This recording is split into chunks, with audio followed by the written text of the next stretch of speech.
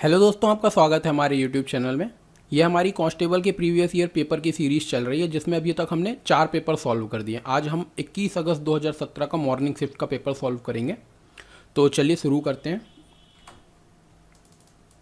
देखो, पहला क्वेश्चन हमारा क्या है, स्टेटमेंट कंक्लूजन का है। इसको हमने पहले भी बताया कि हम कैसे सॉल्व करते हैं कि स्टेटमेंट को हम क्या बोलते हैं, इनकम बोलते हैं, और कंक्लूजन को हम क्या बोलते हैं, कंक्लूजन को हमारा क्या रहता है, एक्सपेंडिचर रहता है, यानी खर्चा रहता है। और ऑल वाले को हम क्या देते हैं, 100 देते हैं, और इसको 50, और सम वाले को हमको दोनों को क्या देना पड़ता है, 50-50 देना पड़ता है। ये ऐसा सेम हम यहाँ पर भी लिख लेते हैं। नो वाला हमेशा दोनों के पास 100-100 रुपये रहते हैं, और सम वाले के पास यहाँ पर कितने रुपये रहेगा, यहाँ 50 और यहाँ पर 50 रहेगा। ठीक है, अब हमको ये बताना, देखो कवर और बुक का बना रहा है, तो कवर और बुक से हमको ऊपर नीचे से ऊपर जाना पड़ेगा। ठीक है, तो देखो कॉमन वाले के पास एक के पास 100 होना चाहिए, तो एक के पास 100 नहीं है। यहाँ पर कॉमन वाला पेपर है हमारा, पेपर के पास किसी एक के पास 100 होना चाहिए। तो पहला वाला कंक्लूजन हमारा कैसा हो गया, फॉल्स हो गया। फिर सेकंड वाले के पास जाते हैं, बुक और कवर हमको फिर से बताना है। ठीक है, तो देखो बुक और कवर फिर से यहाँ पर दोनों पेपर है जो कॉमन है, कॉमन के पास एक के पास किसी के पास 100 होना चाहिए, तो दोनों के पास 100-100 है नहीं, इसलिए क्या हो जाएगा, बोथ कंक्लूजन फॉलो नहीं करेंगे। ठीक है, तो हमारा कौन सा ऑप्शन सही होगा, fourth. Find the odd one out. देखो विषम बताना है इसमें, तो क्यूब हो गया, क्यूब, फिर उसके बाद ट्राइंगल, स्क्वायर, रेक्टेंगल। तो देखो ये सारे के सारे कैसे फिगर है, ये पूरे तीनों के तीनों 2D फिगर है, यानी 2 डायमेंशन फिगर है। ठीक है, इन सब का क्या निकलता है, एरिया निकलता है। हमारा क्यूब ऐसा है, घन ऐसा है जो 3D फिगर होता है, जिसका हम क्या निकालते हैं, वॉल्यूम निकालते हैं। तो हमारा घन इसमें से सबसे अलग हो जाएगा। इसमें से भी हमको क्या बताना, ऑड बताना है, यानी विषम बताना है। तो देख लो, तो बिल्कुल सिंपल सा है कि 13, 77, 520, फिर 13, 77, 502 है इसमें, है ना। इसमें भी देखो 520 है, इसमें भी 520 है, तो ये वाला सही हो जाएगा, यानी तीसरा ऑप्शन सही होगा। In how many way can 5 member be selected out of 10 member so that the 2 particular member must always be excluded. क्या बोला इसमें, 10 सदस्यों में से 5 सदस्यों को कितने तरीके से चयनित किया जा सकता है जिससे कि दो विशेष सदस्य सदैव वर्जित रहते हैं। ठीक है, देखिए इसको सॉल्व करने के लिए हमको क्या करना पड़ता है, सीधे सीधे NCR का फॉर्मूला लगता है, जिसमें N क्या होते हैं, टोटल नंबर ऑफ मेंबर्स होते हैं। तो टोटल नंबर ऑफ मेंबर हमारे कितने हैं, 10 हैं, लेकिन 10 में से हमको क्या करना है, 2 को छोड़ देना है। तो 2 को अगर हम छोड़ देंगे तो कितने बचेंगे, N 8 बच जाएगा। और C, और उसके बाद हमको जो सिलेक्ट करना है ना, सिलेक्ट करने हैं जैसे 5 मेंबर, और 5 में भी से अगर हम 2 छोड़ देंगे तो कितना बचेगा, 3 बचेगा। तो 8C3 इसका क्या हो जाएगा, सीधे सीधे आंसर। और इसको सॉल्व कैसे करते हैं, तो ये जो ऊपर होता है 8, उसको हम लिखते हैं 8 फैक्टोरियल 8 अपॉन पे, नीचे लिखेंगे किसको, एक बार लिखेंगे फैक्टोरियल 8 - 3, उसके बाद यहाँ पर इंटू में कर देंगे फैक्टोरियल 3। इसको हम सॉल्व करेंगे तो सीधे सीधे हमारा आंसर आ जाएगा। तो फैक्टोरियल 8 का मतलब कितना होता है, 8 × 7 × 6 × 5 × 4 × 3 × 2 × 1। ठीक है, अपॉन में देखो 8 - 3 कितना हो जाएगा, 5 फैक्टोरियल 5, तो 5 को हम कैसे बोलेंगे, 5 × 4 × 3 × 2 × 1। और ऐसे करके अगर 3 को बोलेंगे तो फैक्टोरियल 3 है, तो 3 × 2 × 1। तो देखो 3 से 3 कट गया, 2 से 2 कट गया। ठीक है, ऐसे करके यहाँ से 5 से 5 कट जाएगा, 4 से 4 कट जाएगा। ठीक है, और ये 3 × 2 कितना होता है, 6 होता है, तो इसको भी 6 काट दिया। ठीक है, अब 8 7 जा बस बचा, तो 8 7 जा 8 × 7, ये हमारा आंसर है, यानी ये किसके बराबर होता है, 56 के बराबर होता है। तो हमारा आंसर क्या हो जाएगा, 56। In which year was the Project Tiger launch. Project Tiger launch कब हुआ था, है ना, तो ये कब हुआ था, 1973 to 74। तो हमारा फोर्थ ऑप्शन करेक्ट हो जाएगा। ये याद करने वाला क्वेश्चन है सीधे। In which year did India become republic. किस वर्ष ने भारत एक गणराज्य बना, तो 1950 में गणराज्य बना था Bharat. Who is the first direct entry coast guard officer to become the director general of Indian coast guard. भारतीय तट रक्षक बल के महानिदेशक बनने वाले प्रथम प्रत्यक्ष प्रविष्टि तट रक्षक अधिकारी कौन थे। ठीक है, तो पहले कौन है, राजेंद्र सिंह, इसका आंसर हो जाएगा। ये सीधे याद कर लेना, है ना। पहले कौन थे, कोस्ट गार्ड ऑफिसर जो डायरेक्टर जनरल बन गए, यानी DGI बन गए, director general of Indian coast guard. कौन है, Rajendra Singh. Who is the present governor of Meghalaya. अब ये जो लिखा हुआ है ना, ये क्या लिखा हुआ, पुराना लिखा हुआ है, हमको क्या बताना है, अभी का बताना है। तो अभी में जो गवर्नर हैं सत्यपाल मलिक, क्या है, सत्यपाल मलिक, जो अभी के गवर्नर हैं, राज्यपाल, ठीक है, सत्यपाल मलिक मेघालय के गवर्नर हैं।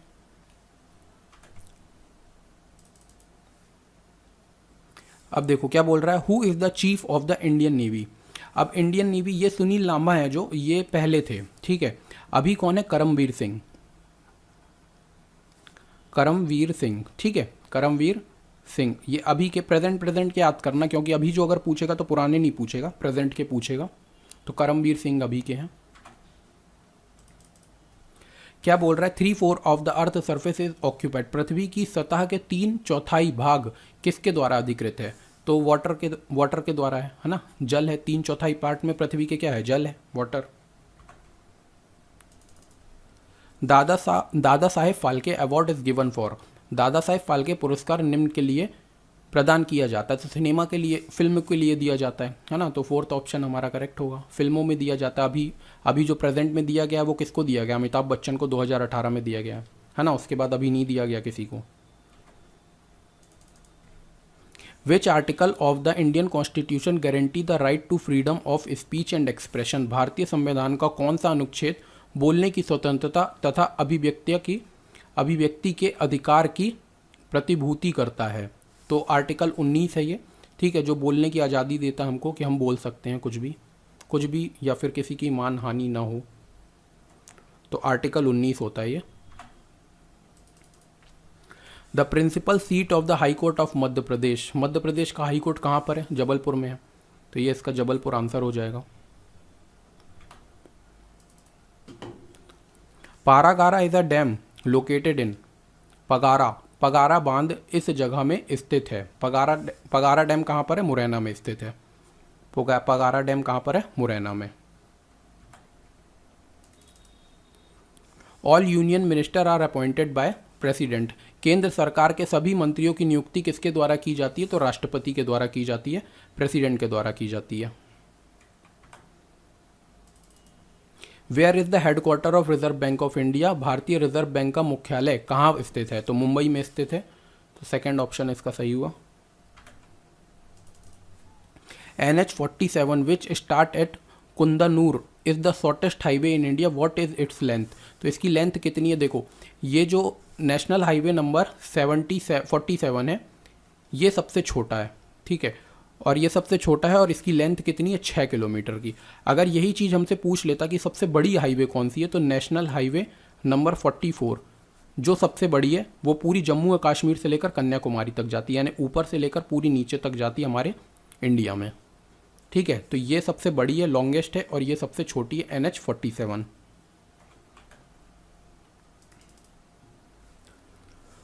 Who among the following is the winner of Jnanpith पुरस्कार ऑफ 2015। ठीक है, अब देखो 2015 में किसको मिला था, रघुवीर चौधरी को मिला था, ठीक है। लेकिन हमसे अब 2015 का नहीं पूछेगा, हमसे पूछेगा अभी प्रेजेंट का। तो प्रेजेंट में किसको मिला है हमको ये बताना है। तो प्रेजेंट में किसको मिला है, प्रेजेंट में मिला है अकितम को। ये मलयालम, पहली बात तो ये देख लो, एक ज्ञानपीठ पुरस्कार किसके लिए मिलता है, जैसे लिटरेचर के लिए हो गया, है ना, जो उसमें किसी भी एक लैंग्वेज में बहुत अच्छे होते हैं या बुक लिखते हैं, है ना, तो उनके लिए मिलता है। तो अभी एक मलयालम है, मलयालम राइटर हैं, उनको मिला, अकितम नाम है उनका, अकितम, है ना, ये मलयालम है, इनको मिला है अभी का। कब मिला है ये, 2019 में मिला है, ठीक है, ये याद रखना है, मलयालम है 2019, और ये 55 नंबर का ज्ञानपीठ पुरस्कार था, 55 का ज्ञानपीठ पुरस्कार था, किसको मिला, अकितम को।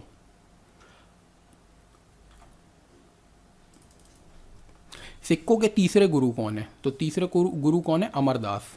तीसरे, देखो सिखों के पूरे टोटल 11 गुरु हैं, तो वो 11 गुरु की आप लोग लिस्ट पूरी याद रख लेना, ये पूछता ही रहता है हमेशा। तो पहली देखो हमारा ये अभी कौन सा पूछा है, तीसरा पूछा है, तो तीसरे कौन है, अमरदास है, ठीक है। पहले तो हमेशा याद रखना, उसके बाद 10वें याद रखना, मतलब पूरे ही याद कर लेना, पूरे ही बहुत ज़्यादा यूज़फुल है, पूरी की पूरी एक लिस्ट निकालना, पूरे 11 गुरु के लिस्ट याद रख लेना। अभी इसके पीछे वाले पेपर में 9वें गुरु पूछे थे कि 9वें गुरु कौन है। ठीक है, ऐसे करके किसी न किसी नंबर के गुरु पूछते रहता है। Udayagiri cave is located at, Udayagiri गुफाएं स्थित हैं। उदयगिरी की जो गुफाएं हैं वो कहाँ पर स्थित हैं? विदिशा में स्थित हैं। तो पहला वाला ऑप्शन हमारा सही होगा। The first Asian game war held in India, पहली बार एशियन गेम कहाँ पर हुआ था, कब हुआ था मतलब? तो 1951 में पहली बार एशियन गेम्स हुआ था भारत में। इंटरनेशनल लेबर डे कब मनाया जाता है? तो 1 मई को मनाया जाता है international labour day. International labour day कब मनाया जाता है? ये पूरे डेज की भी लिस्ट है, पूरी की पूरी सारे पूरे साल भर की, तो वो डेज भी याद कर लेना क्योंकि डेज भी हमेशा पूछता है। तो इंटरनेशनल लेबर डे कब मनाया जाता है? 1 मई को मनाया जाता है। The vice president of India, Bharat के उपराष्ट्रपति को कौन चुनता है ना? तो लोकसभा के मेंबर्स और राज्यसभा के मेंबर दोनों के दोनों मिलके चुनते हैं। ठीक है, तो elected by the member of Lok Sabha and Rajya Sabha, तो फर्स्ट वाला इसका आंसर हो जाएगा। राज्यसभा और लोकसभा दोनों के सदस्य मिलके किसको चुनते हैं? वाइस प्रेसिडेंट को, उपराष्ट्रपति को। The district in which tropic of cancer does not pass through.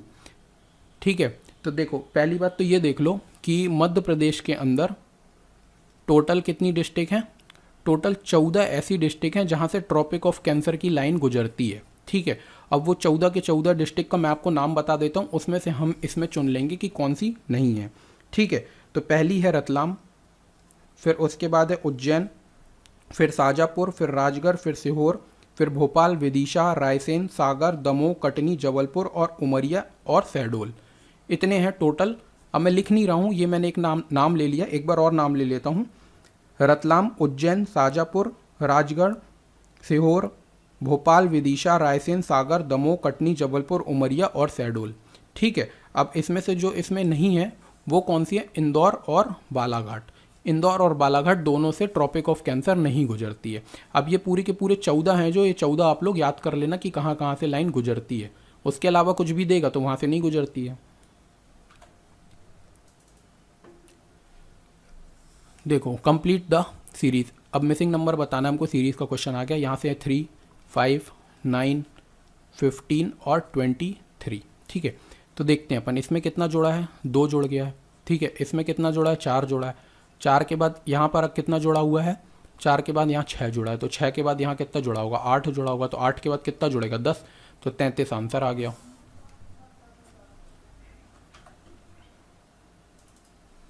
देखो यहाँ पर क्या है?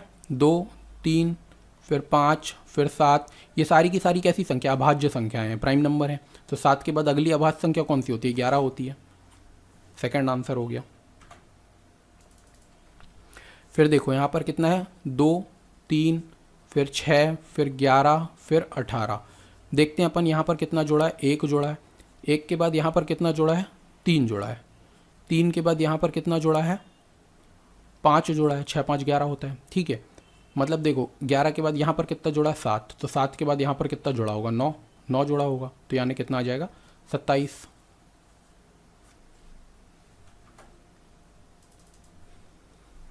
देखो फिर से, ये हमारा क्वेश्चन है किसका? स्टेटमेंट कंक्लूजन का। सम वाले को हम कितना देते हैं? 50 देते हैं। फिर इसको 50 दे दिया। फिर ये सम वाले दोनों है तो दोनों के बाद 50 50। यहाँ पर ये सम वाले को 50, नो वाले को हम कितना देते हैं? 100 देते हैं। ठीक है, और यहाँ से सम वाला है, ये 50 है और ये 50 है। ठीक है, अब देखो चेयर और टेबल को बनाना है, तो चेयर और टेबल ऊपर से नीचे आना पड़ेगा हमको, या फिर यहीं पर बना सकते हैं चेयर और टेबल। ठीक है, लेकिन यहाँ पर देख लो कि ये टेबल है जो कितना रुपए कमा रहा है? यहाँ पर 50 रुपये कमा रहा है और यहाँ पर ये 100 रुपये खर्च कर रहा है। तो ऐसा तो हो नहीं सकता, तो ये फॉलो नहीं कर पाएगा। अगर किसी के पास 50 रुपये हैं और वो 100 रुपये कैसे खर्च कर देगा? नहीं कर सकता। फिर उसके बाद टेबल और सोफ़ा बनाना है, यानी टेबल और सोफ़ा बनाना है। अब यहाँ पर देख लो, जो कॉमन वाली टर्म है वो एक 100 में होनी चाहिए, तो वो 100 में नहीं है। तो यानी हमारे दोनों के दोनों कंक्लूजन कैसे हैं? फॉलो नहीं करेंगे। तो both conclusion, neither conclusion one nor conclusion two follow. तो तीसरा वाला हमारा क्या हो जाएगा? आंसर हो जाएगा। फिर से देखो, इसमें क्या बोला हुआ है? Scooter are vehicles. तो स्कूटर हमारी कितनी क्या हो जाएगी, ये ऑल वाला हमेशा 100 में रहता है और ये 50 में रहता है, और सम वाला किससे रहता है, 50-50 में रहता है। फिर यहाँ पर दोनों सम वाले हैं तो यहाँ पर आ जाएगा 50-50, यहाँ पर ये 50 और ये 50। ठीक है, तो देखो यहाँ स्कूटर और कार को बनाना है। देख लो यहाँ पर ये है स्कूटर और कार, इन दोनों को कंबाइन करना है। तो कॉमन वाला है जो एक हमारा 100 में होना चाहिए, तो कॉमन वाले में दोनों व्हीकल है, इसमें भी व्हीकल है, इसमें भी व्हीकल है, और ये दोनों में से किसी के पास भी 100 नहीं है, तो इसका मतलब ये नहीं बना सकता। अब उसके बाद कार और स्कूटर को बनाना है, फिर से हमने कार और स्कूटर को बनाना है, फिर इसमें कॉमन वाले के पास किसी एक के पास 100 नहीं है, तो हमारे कैसा हो जाएगा, दोनों कंक्लूजन फॉलो नहीं करेंगे। तो neither conclusion 1 nor conclusion 2 follow.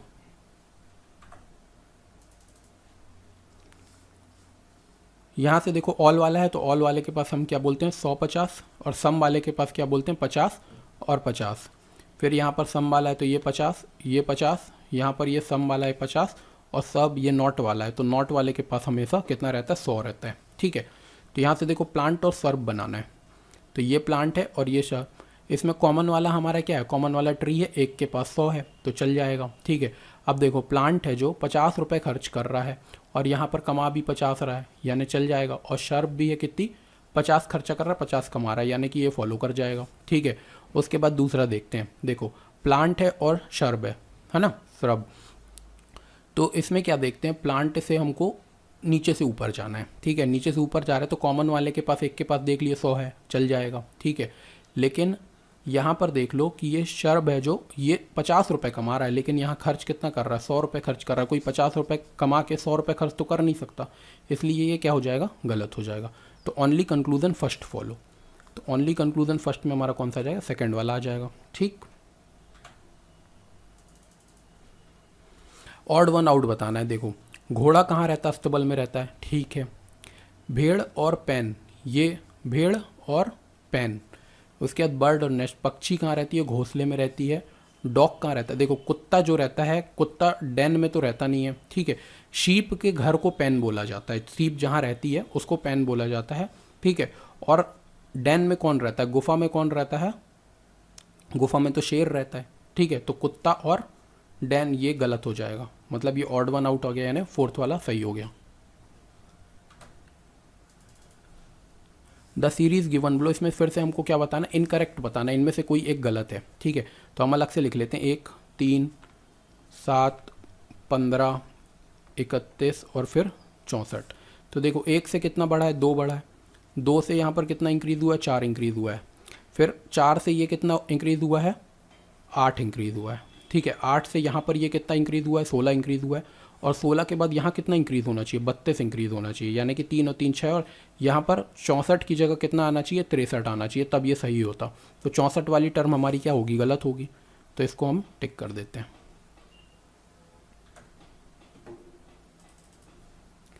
देखो इसमें क्या बोला है, जोकर को ये कोड दिया हुआ है तो हमको शाहरुख का कोड बताना है। तो जोकर का हम देख लेते हैं, JOKER।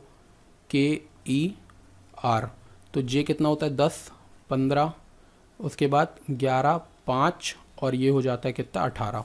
ठीक है, तो जोकर को क्या बनाया हुआ है, IMHAM। आई कितना होता है, 9, 13, 8, 1, और फिर से कितना है, 13। ठीक है, तो देखो 1 कम हुआ है, -1 हुआ है। अब ये 15 से 13 हुआ है तो ये कितना हुआ है, -2 हुआ है। ठीक है, फिर ये 11 से 8 हुआ है, यानी -3 हुआ है। फिर ये यहाँ पर कितना हुआ है, -4, और ये कितना हुआ है, -5। एक एक ज़्यादा कम होते जा रहा है ना। ये यहाँ पर -1, फिर -2, -3, -4, -5। हमको बताना है किसका, शाहरुख का बताना है, यानी SH फिर AHRUKH। ठीक है, ये है 19, 8, 1, 8, 18, 21, 11 और 8। ठीक है, तो देखो ये 1 कम होगा तो क्या हो जाएगा, 18 हो जाएगा। फिर उसके बाद ये कितना हो जाएगा, 2 कम, यानी 6 हो जाएगा। ये 3 कम होगा तो 24 हो जाएगा। ये 4 कम हो जाएगा तो 4 हो जाएगा। फिर ये 5 कम होगा तो कितना हो जाएगा, 13। ये 6 कम हो जाएगा तो कितना हो जाएगा, 6 कम हुआ तो 16 नहीं 15। ठीक है, फिर ये 7 कम होगा तो कितना हो जाएगा, 4। और ये कितना हो जाएगा, यहाँ से 8 कम हो जाएगा सीधे सीधे, तो 8 कम होगा तो पीछे चला जाएगा, यानी अगर यहाँ पूरा पूरा 8 तो 0 आ जाएगा, है ना, तो पीछे वाली टर्म आ जाएगी यहाँ से। तो यहाँ से सीधे देख लो कि ये कितना होता है, आर होता है, ये एफ, फिर ये एक्स, फिर डी, फिर एम, ओ, डी, जेड। ये देख लो किस में है, R F X, R F X D, R F X D, M O D Z. Second वाला सही हो गया। ये भी सेम क्वेश्चन है, इसमें फिर से लिखा हुआ है C O N D E M N. यहाँ पर है 3, 15, 14, 4, 5, ये है 13, ये है 14। ये बन रहा है कितना, नहीं ये नंबर वाला नहीं है, ये ना नंबर वाला नहीं है, इसको नंबर करने की ज़रूरत नहीं है, ये बिना नंबर के हो जाएगा। तो ये मिटा देते हैं, आगे पीछे वाला है ये, ठीक है। देखो सी यहाँ से आ गया कितना, सी, फिर एन ओ, फिर डी को यहीं रहने दिया, फिर एम ई, फिर एन, ठीक है। देखो सी को सेम जगह में रहने दिया, एन को भी सेम रहने दिया, एन और ओ को क्रॉस कर दिया, फिर डी को सेम रहने दिया, फिर ई और एम को क्रॉस कर दिया। तो हम सेम चीज़ करेंगे टीचर के साथ, TEACHER। तो देखो यहाँ से ये टी सीधा सीधा रहेगा, यहाँ पर आर ये सीधा सीधा रहेगा। अब ई को यहाँ पर पहुँचा दो, ए को यहाँ पर पहुँचा दो, ठीक है। फिर सी को फिर सीधा रहने दो, फिर उसके बाद ई को यहाँ पर पहुँचा दो, और ई को यहाँ पहुँचा दो, और एच को यहाँ पहुँचा दो। तो देखो TAEC, TAEC, TAEC, EHR। Second और थर्ड वाला सही हो गया।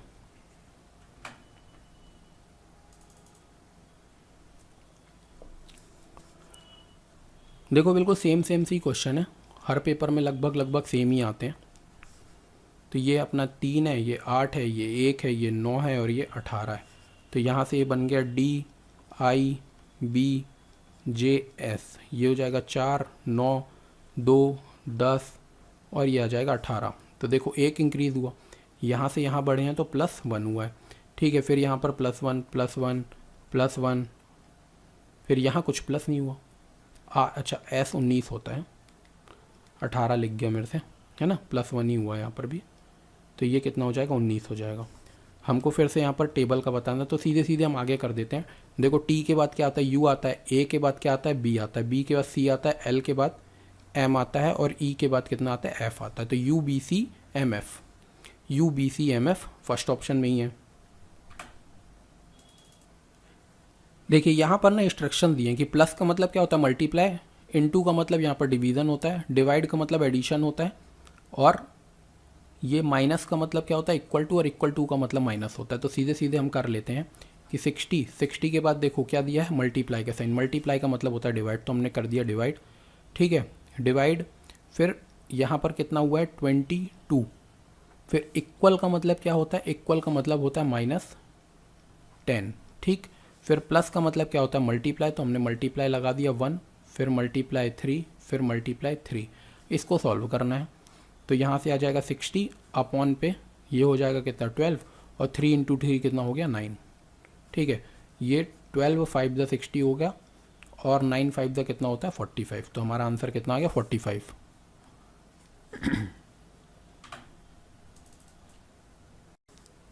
देखिए इसमें क्या करना है, हम पहले लिख लेते हैं नीचे, ये A B X Y Z, फिर डैश है, फिर X A, फिर डैश, फिर Y X A dash, Y Z A, फिर Z है, X Z, और फिर डैश। देखो इसको टोटल करते हैं, 1 2 3 4 5 6 7 8 9 10 11 12 13 14 15 16 17 18 19 20 है ना। तो हम क्या करते हैं, इसको 5 में डिवाइड कर लेते हैं। मान लो जैसे ये 5 में डिवाइड किया, फिर ये 3 4 5, ये 5 में डिवाइड किया, फिर ये 3 2 5, ये 5 में डिवाइड किया, और ये अलग हो गया, ठीक है। अब यहाँ पर देखो क्या क्या है, ABXYZ, ठीक है। अब यहाँ पर कितना आ गया हमारा, XA आ गया है, और Y आ गया है।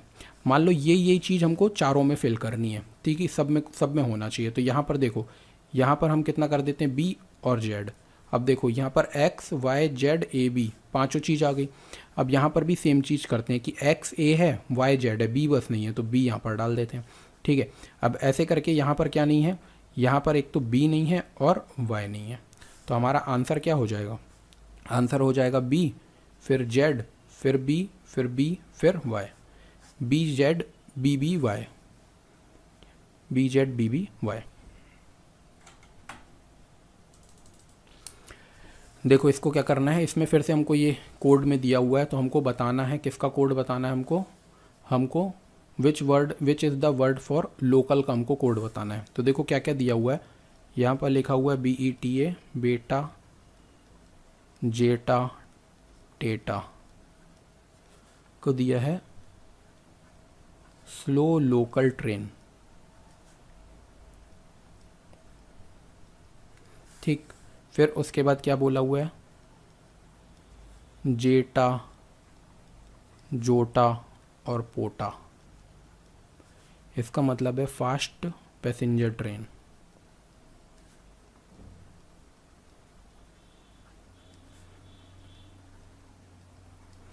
उसके बाद बोला हुआ है टुई मेरा बेटा,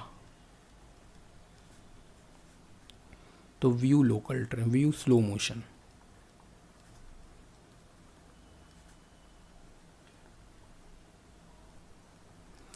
इसमें हमको क्या बताना है, लोकल का बताना है, तो देख लेते हैं हम। देखो पहले और दूसरे में, इसमें और इसमें हमारा कॉमन कुछ दिख रहा है। देखो यहाँ स्लो नीचे नहीं है, लोकल भी नहीं है, ट्रेन है, तो ट्रेन और ट्रेन हमारा क्या हो जाए, कॉमन।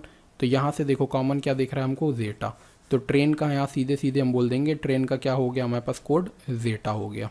ठीक है, उसके बाद इन दोनों को देखो, तो इन दोनों में हमको क्या कॉमन दिख रहा है, फास्ट नीचे नहीं है, पैसेंजर भी नीचे नहीं है, ट्रेन भी नीचे नहीं है। तो पहले और लास्ट वाले में देखते हैं, पहले और तीसरे में देखते हैं। तो पहले और तीसरे में हमको क्या कॉमन दिख रहा है, स्लो स्लो कॉमन दिख रहा है, यहाँ से स्लो स्लो कॉमन हो गया। तो यहाँ पर क्या कॉमन है पहले और इसमें, तो इसमें बेटा बेटा कॉमन है। ठीक है, तो बेटा और जेटा कोड निकल आया, तो लोकल का कोड क्या हो जाएगा, टेटा, तो लोकल का टेटा कर देते हैं फोर्थ वाला। ये भी सेम है, ब्रिंग मी वाटर, फिर से इसको लिख लेते हैं, ब्रिंग मी वाटर का है कितना, की पू ली, फिर उसके बाद है डोंट वेस्ट वाटर, इसका कोड क्या है, DO डू की माँ। उसके बाद ब्रिंग दैट बोर्ड,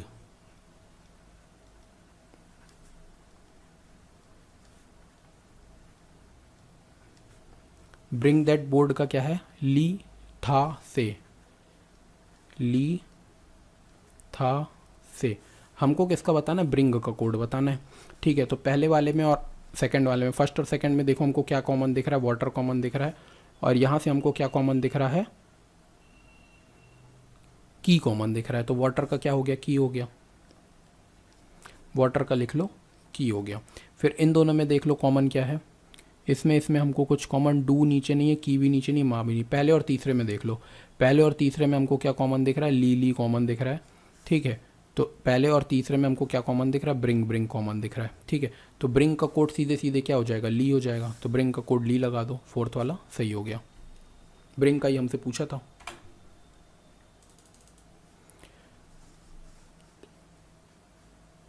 देखो इसमें क्या बोल रहा है, what will be the, in the word microscope each letter is replaced by the letter preceding the letter in the alphabet series, what will be the 8th alphabet in the change word. शब्द microscope में प्रत्येक अक्षर को वर्णमाला श्रृंखला में परिवर्तित अक्षर से प्रतिस्थापित किया जाता है। परिवर्तित शब्द में 8वां अक्षर क्या होगा। ठीक है, तो ये क्या बोल रहा है, each letter replace by the preceding letter. देखिए इसमें बोल क्या रहा है कि ये माइक्रोस्कोप लिखा हुआ है, MICROSCOPE, इसको ना एक एक अक्षर पीछे वाले जो हमारे अल्फ़ाबेट की सीरीज़ होती है उसमें एक एक अक्षर पीछे कर दो। तो M के पहले जो आता है हमारे पास वो कर दो, फिर आई के पहले जो आता है वो कर दो, सी के पहले जैसे बी आता है तो वो कर दो, सबको एक एक एक एक पीछे कर दो। तो हमसे ये पूछेगा कि 8वां alphabet what will be the 8th alphabet in the change word. तो 8वां बताना हमको। तो ये 1 2 3 4 5 6 7 8। तो ओ को अगर हमने -1 किया तो ओ कितना होता है 15 होता है, तो 14 कितना आ जाता है 14 होता है एन। तो एन हमारा क्या होगा आंसर होगा। फर्स्ट वाला आंसर सही हो गया। देखिए इसमें क्या बोल रहा है, इन दोनों को मिला दिया जाए। तो इन दोनों को अगर मिला दिया जाएगा तो क्या बनेगा ये हमको बताना है ना। तो ये देखो इन दोनों को मिलाने के बाद ना ये बन जाएगा सेकंड वाला, तो ये सही हो जाएगा। अब इसमें फिर से फिगर में दिया हुआ है कि ये ऐसा है, फिर ये ऐसा बन रहा है, तो ये यहाँ बन रहा है, तो ये यहाँ बन रहा है।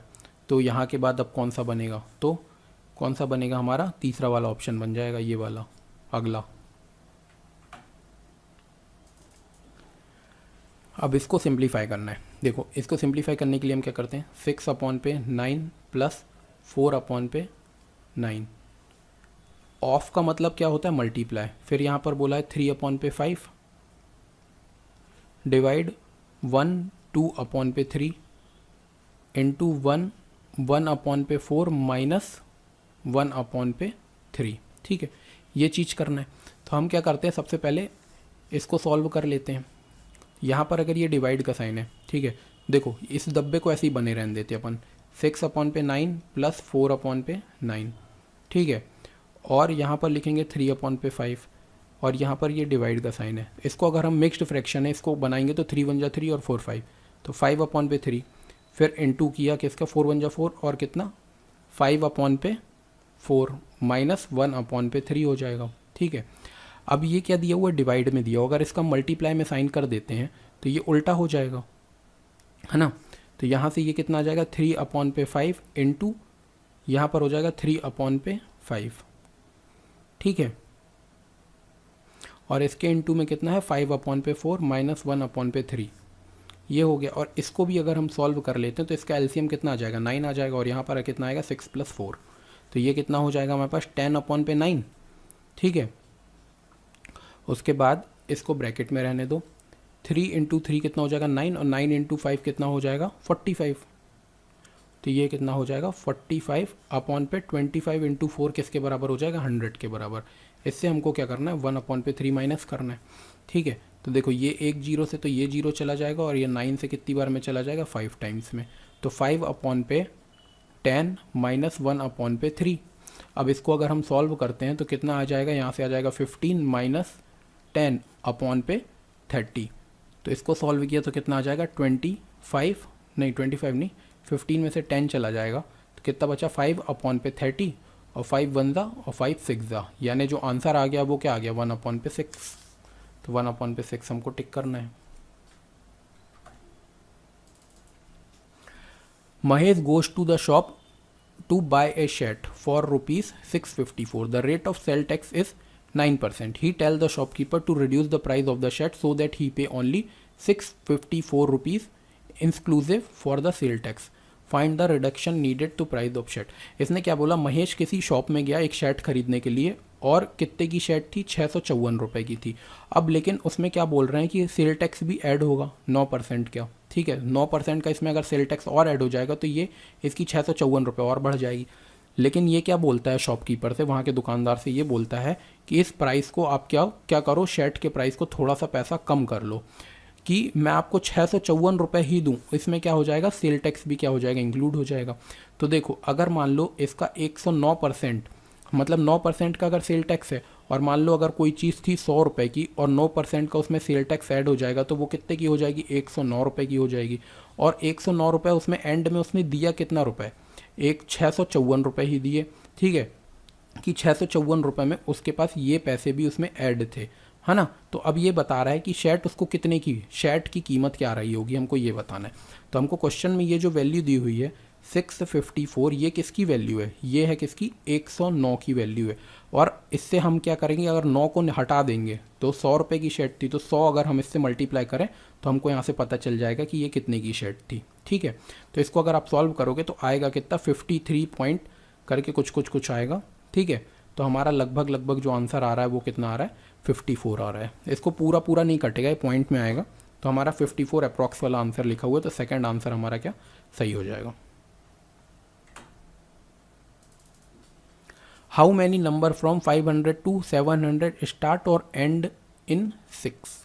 ठीक, अब हमको ऐसे नंबर बताना 500 से 700 के बीच में ऐसे कितने नंबर हैं जो 6 से चालू होते हैं और 6 से ख़त्म होते हैं। ठीक है, स्टार्ट और एंड इन 6, या तो 6 से चालू हो या तो 6 से ख़त्म हो। ठीक है, तो सबसे पहले तो हम देख लेते हैं, देखो 500 से 600 तक के, मतलब 599 तक के नंबर देख लेते हैं। ठीक है, तो 500 से चालू होने वाले नंबर 500 से 599 तक में ऐसा कितने नंबर हैं जो 6 से चालू हो और 6 से ख़त्म हो। तो देखो 6 से चालू होने वाला तो कोई नंबर नहीं होगा 599 तक में। ठीक है, लेकिन 6 से ख़त्म होने वाला नंबर कौन सा हो जाएगा। अगर मान लो यहाँ से हम जाते हैं 516 के पास, तो 516 में 6 से ख़त्म हो रहा है। ठीक है, ऐसे करके अगला नंबर जो हो जाएगा कितना हो जाएगा 526, ऐसे करके अगला नंबर कितना हो जाएगा 536, फिर अगला नंबर कितना हो जाएगा 546, फिर 556, फिर 566, फिर 576, फिर 586, फिर 500 कितना हो जाएगा 96। ठीक है, ये ऐसे इतने नंबर आ गए। अगर हम 560 जाते हैं तो 6 उसमें बीच में रहेगा, आखिरी में तो 0 आएगा। तो देखो 500 से 600 के बीच में कितने नंबर आ गए 1 2 3 4 5 6 7 8 9। तो ये टोटल कितने हो गए 9 हो गए। ठीक है, उसके बाद अगर हम जाते हैं 600 से कहाँ तक जाते हैं अपन 700 तक जाते हैं। तो 600 से 699 तक जितने भी नंबर होंगे, 600 से 699 तक जितने भी नंबर आएंगे, यानी पूरे के पूरे क्या होंगे, पूरे के पूरे वो नंबर कैसे रहेंगे, वो रहेंगे ही रहेंगे। मतलब वो पूरे सब में ही 6 से स्टार्ट हो रहा है, 6 से स्टार्ट हो रहा है तो 600, 601, 602, 603 ऐसे करके पूरे के पूरे कितने नंबर हो गए 99 ऐसे नंबर हो गए जो कि पूरे के पूरे आ रहे हैं। ठीक है, अब 99 ये ऐसे नंबर हो गए, 99 यहाँ से आ गए, 9 यहाँ से आ गए। देखो यहाँ से ना 2 नंबर और आने वाले हैं, जैसे कि यहाँ से एक नंबर और आएगा कौन सा 506। ठीक है, तो 506 हमने ऐड नहीं किया, तो यहाँ से तो ये पूरे पूरे कितने हो गए 10 हो गए। ठीक है, और यहाँ से हमने 600 से 699, तो मतलब 601 से 99 तक तो 99 हो जाएगा, और इस 600 को भी ऐड कर लेंगे तो +1 और हो जाएगा, यानी ये 100 हो गए और ये 10 हो गए। टोटल कितने ऐसे हो गए 110 ऐसे अक्षर हो गए जो 6 से स्टार्ट हो रहे हैं या 6 से ख़त्म हो रहे हैं। तो 110 हमारा क्या होगा आंसर होगा। इसमें से बताना हमको परफेक्ट स्क्वायर कौन सा है, तो ये आप देख लेना, ये इसका परफेक्ट स्क्वायर ये होगा। ठीक है, 228484 परफेक्ट स्क्वायर है एक। What is the time taken by the train of length 200 meter traveling at a speed of 60 meter per second to cross a person traveling at a speed of 36 kilometre per our in a same direction. देखो ठीक है, हमको ये बताना है कि देखो एक ट्रेन की लेंथ है जो हमको कितनी दी हुई है, ट्रेन की लेंथ दी हुई है 200 मीटर की, और ट्रेन की जो स्पीड दी है वो कितनी दी हुई है 60 मीटर पर सेकेंड की स्पीड से ट्रेन चल रही है। अब क्या बोल रहा है to cross a person travelling at a speed of, अब ये एक ट्रेन चल रही है जो 60 मीटर पर सेकेंड की स्पीड से, यहाँ पर कोई आदमी खड़ा है और उस आदमी, वो आदमी है जो, ये हो गई ये ट्रेन की स्पीड, तो हमने TS लिख दिया। ठीक है, और कोई आदमी है वो भी किसी स्पीड से चल रहा है, वो कितने की स्पीड से चल रहा है 36 किलोमीटर पर आवर की स्पीड से चल रहा है। ठीक है, और दोनों के दोनों एक ही डायरेक्शन में चल रहे हैं। जैसे ये मान लो अगर ये ट्रेन है, ये ट्रेन इस डायरेक्शन में जा रही है और इसी डायरेक्शन में ये आदमी भी जा रहा है। ठीक है, तो ट्रेन की स्पीड कितनी है 60 मीटर पर सेकेंड की स्पीड से चल रही है ट्रेन, और आदमी जो है 36 किलोमीटर पर आवर की स्पीड से चल रहा है। ठीक है, तो क्या बोल रही है, तो उसको ये बोल रहा है कि कितना टाइम लगेगा इस आदमी को क्रॉस करने में। तो कभी भी ये चीज़ याद रखना कि कभी अगर ये किसी एक आदमी को कोई ट्रेन क्रॉस करती है ना, तो ट्रेन कितनी डिस्टेंस चलती है, ट्रेन डिस्टेंस चलती है खुद की, जितनी वो कितनी बड़ी खुद है वो अपनी खुद की डिस्टेंस को पार करती है ना।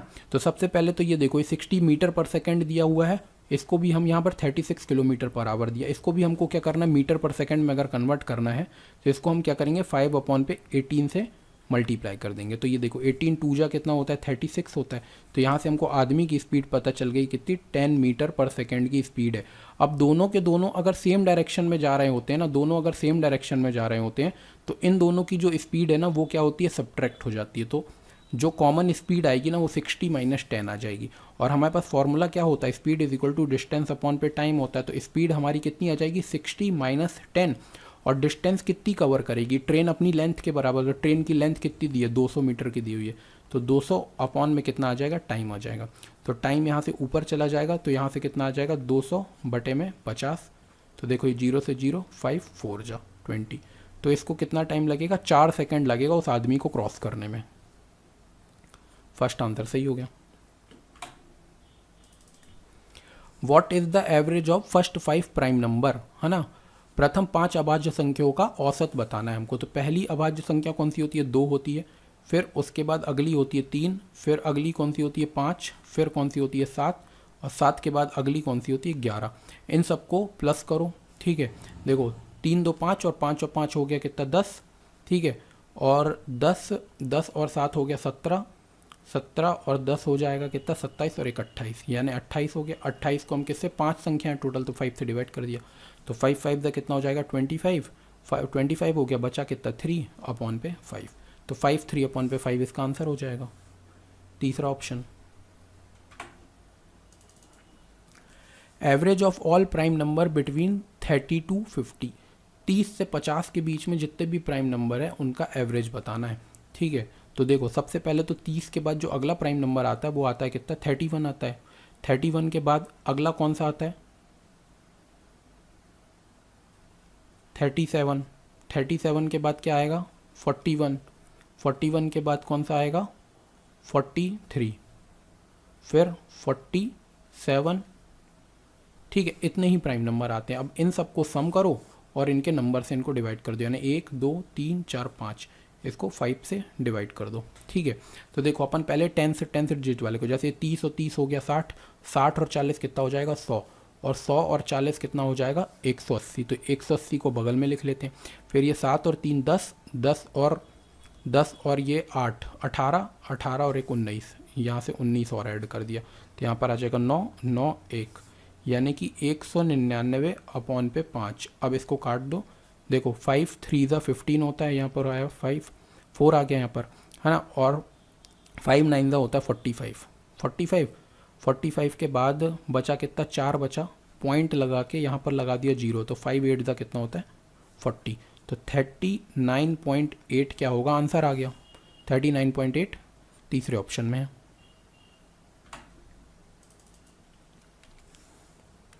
If the share of children of a sharik are in the ratio of 2/3:1/2 3/5, given that the difference between the share of the son with the maximum and the minimum share is 15 million Arabian dinar, how much is the share of the son who get the neither the maximum nor the minimum share, ठीक है।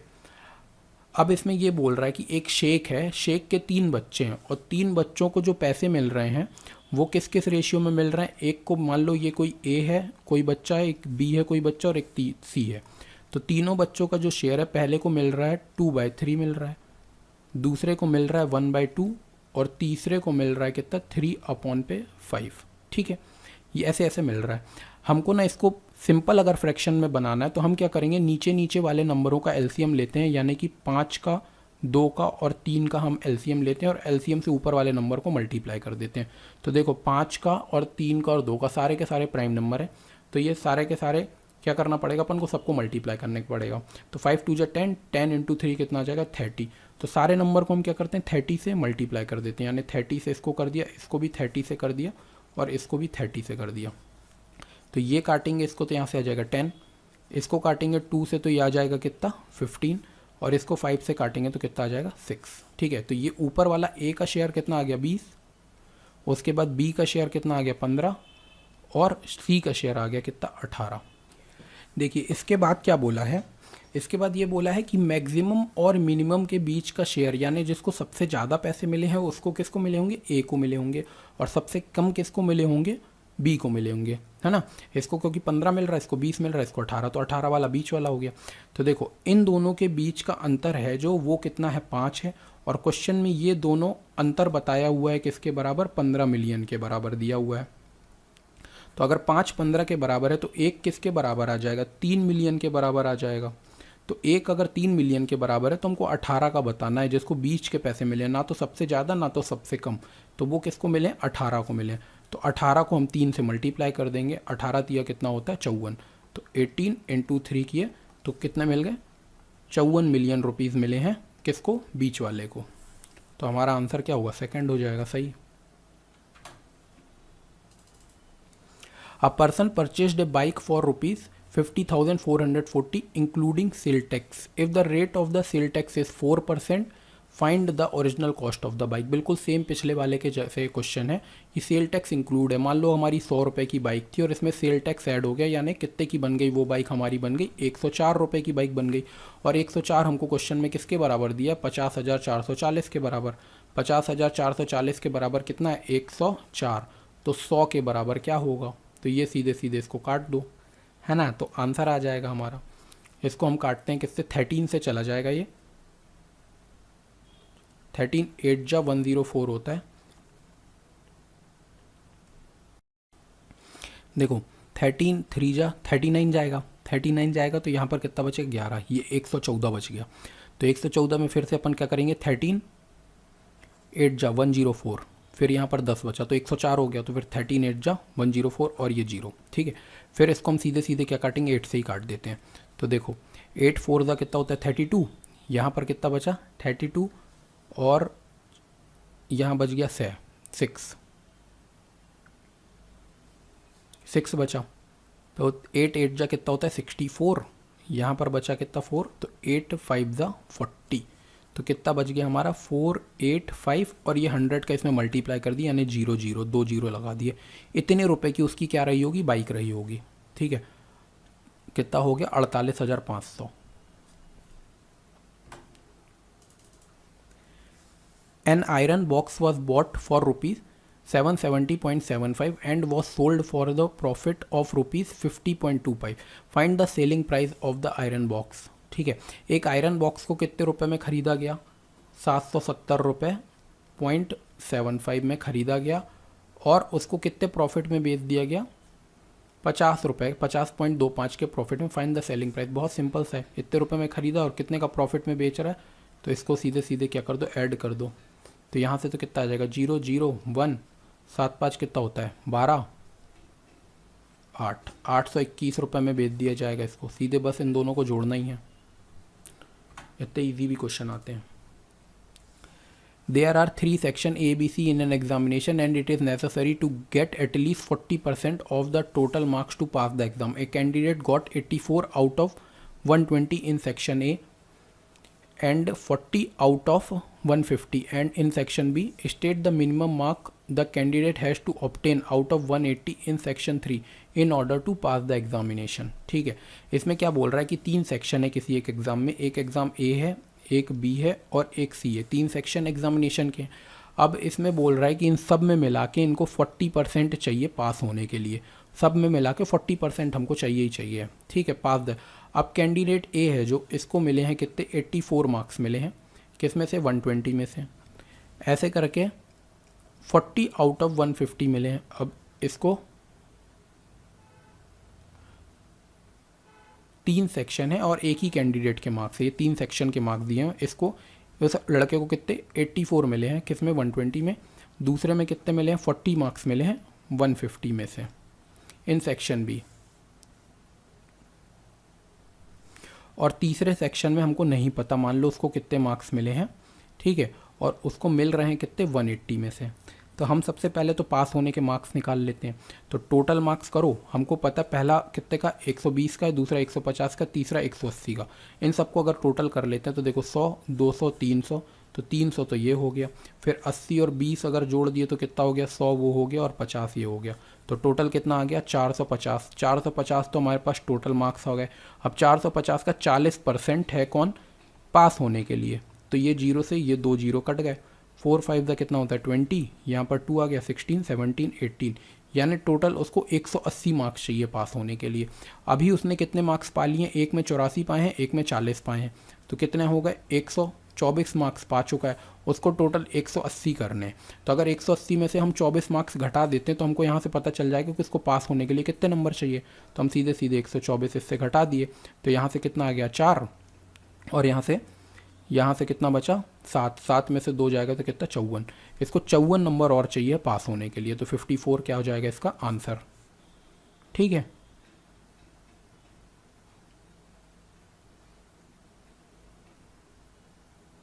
ये अच्छा ये 124 है ना, यहाँ मैंने 26 लिख दिया है, यहाँ 124 है, तो यहाँ पर कितना आ जाएगा 56 नंबर चाहिए उसको पास होने के लिए, 56 मार्क्स चाहिए उसको पास होने के लिए।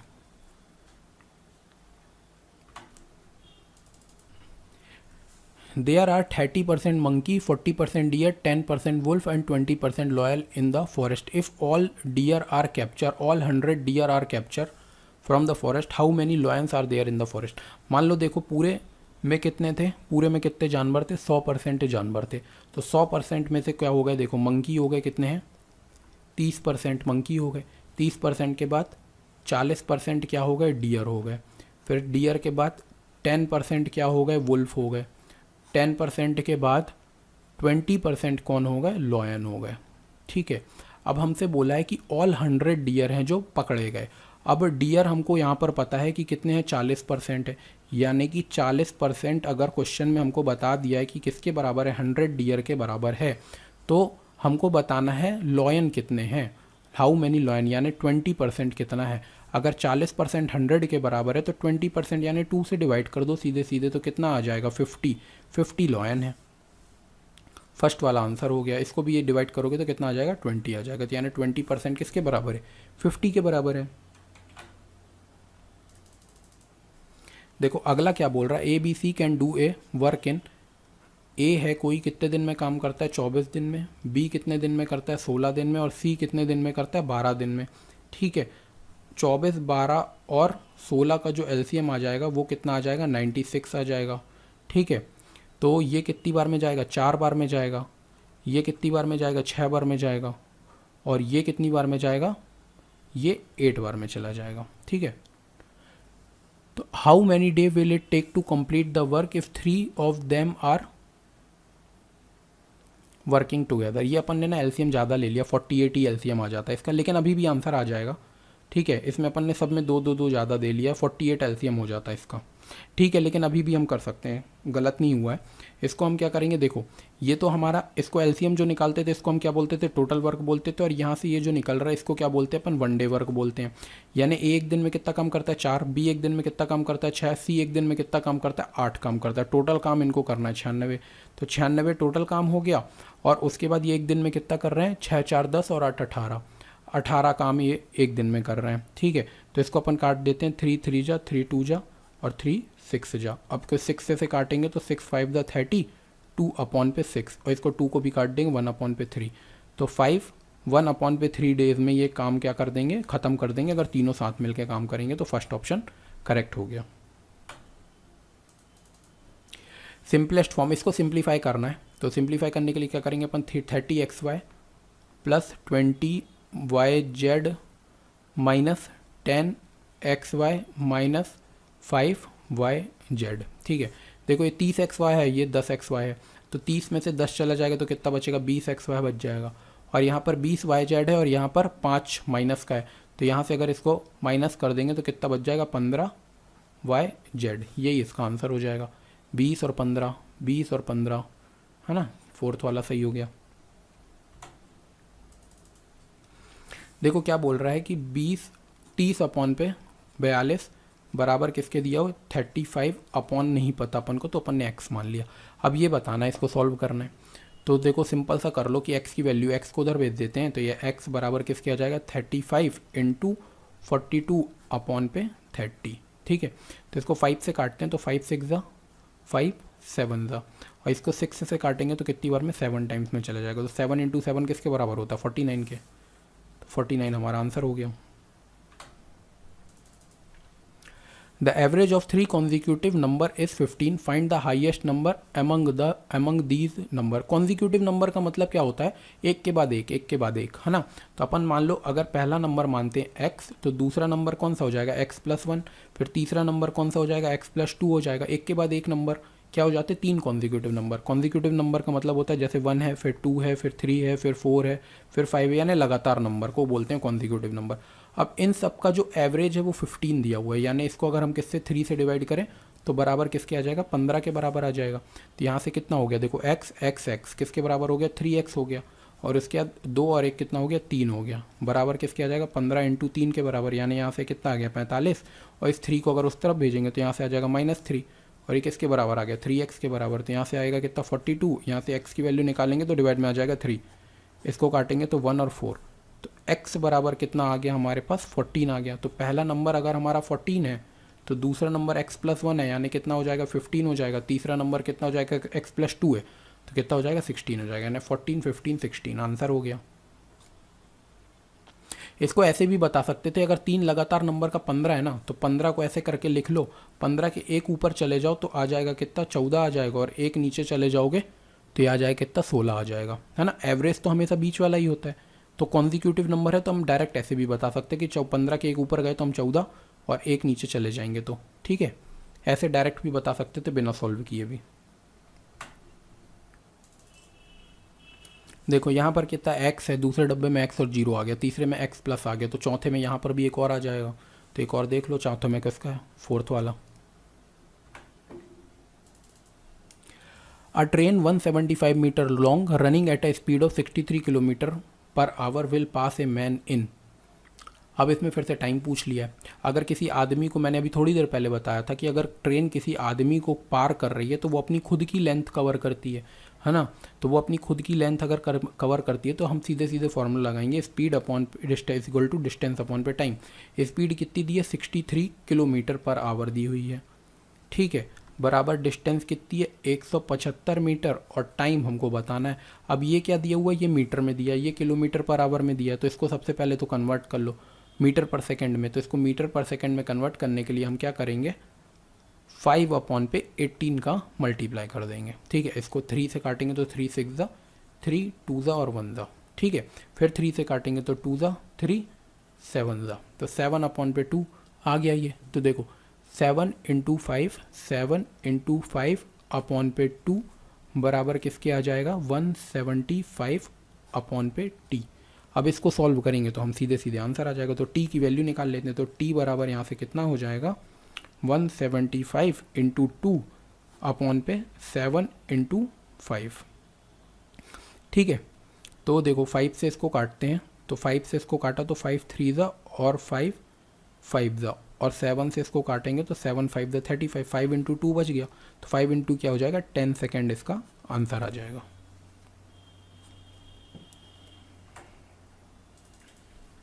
देखो ये भी वही क्वेश्चन है, train 300 metre long travelling at a speed of 120 kilometre cross a bridge in 45 second, how long is the bridge. अब ट्रेन अगर किसी आदमी को पार करती है ना तो ट्रेन अपनी खुद की लेंथ चलती है, लेकिन अगर वो किसी ब्रिज को पार करेगी तो ट्रेन अपनी खुद की लेंथ प्लस उस ब्रिज की लेंथ को कवर करेगी, ठीक है। आदमी और ट्रेन के मुकाबले में तो आदमी कैसा होता है, बिल्कुल ना के बराबर हो जाता है, इसलिए आदमी की डिस्टेंस हम वो कैलकुलेट नहीं करते हैं। लेकिन अब वो इसमें इस क्वेश्चन में क्या कर रही है, ब्रिज को पार कर रही है, तो आदमी अपनी मतलब ट्रेन है जो अपनी लेंथ भी कवर करेगी और ब्रिज की लेंथ भी कवर करेगी। इसमें भी हमको सीधे सीधे फॉर्मूला जो लगेगा, speed is equal to distance upon time ही लगेगा, और स्पीड कितनी दी है 120 किलोमीटर पर आवर दी हुई है। तो हम क्या करेंगे 120 को सबसे पहले मीटर पर सेकंड में कन्वर्ट कर दिया, तो 5 अपॉन पे 18, ठीक है।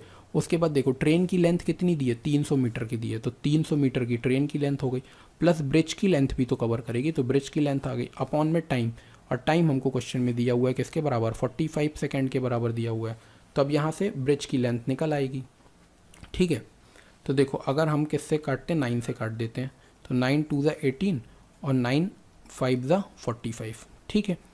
तो यहाँ से अगर इस 5 को उधर लेके जाते हैं, इस 2 को भी काट देते हैं, तो यहाँ से आ जाएगा 6 और 0, ठीक है। तो यहाँ जो बचा है वो क्या क्या बचा है 60 इंटू 5, और इस वाले 5 को भी उसके पास भेज देते हैं, तो यहाँ पर आ जाएगा 5 बराबर किसके आ जाएगा 300 प्लस ब्रिज की लेंथ, ठीक है।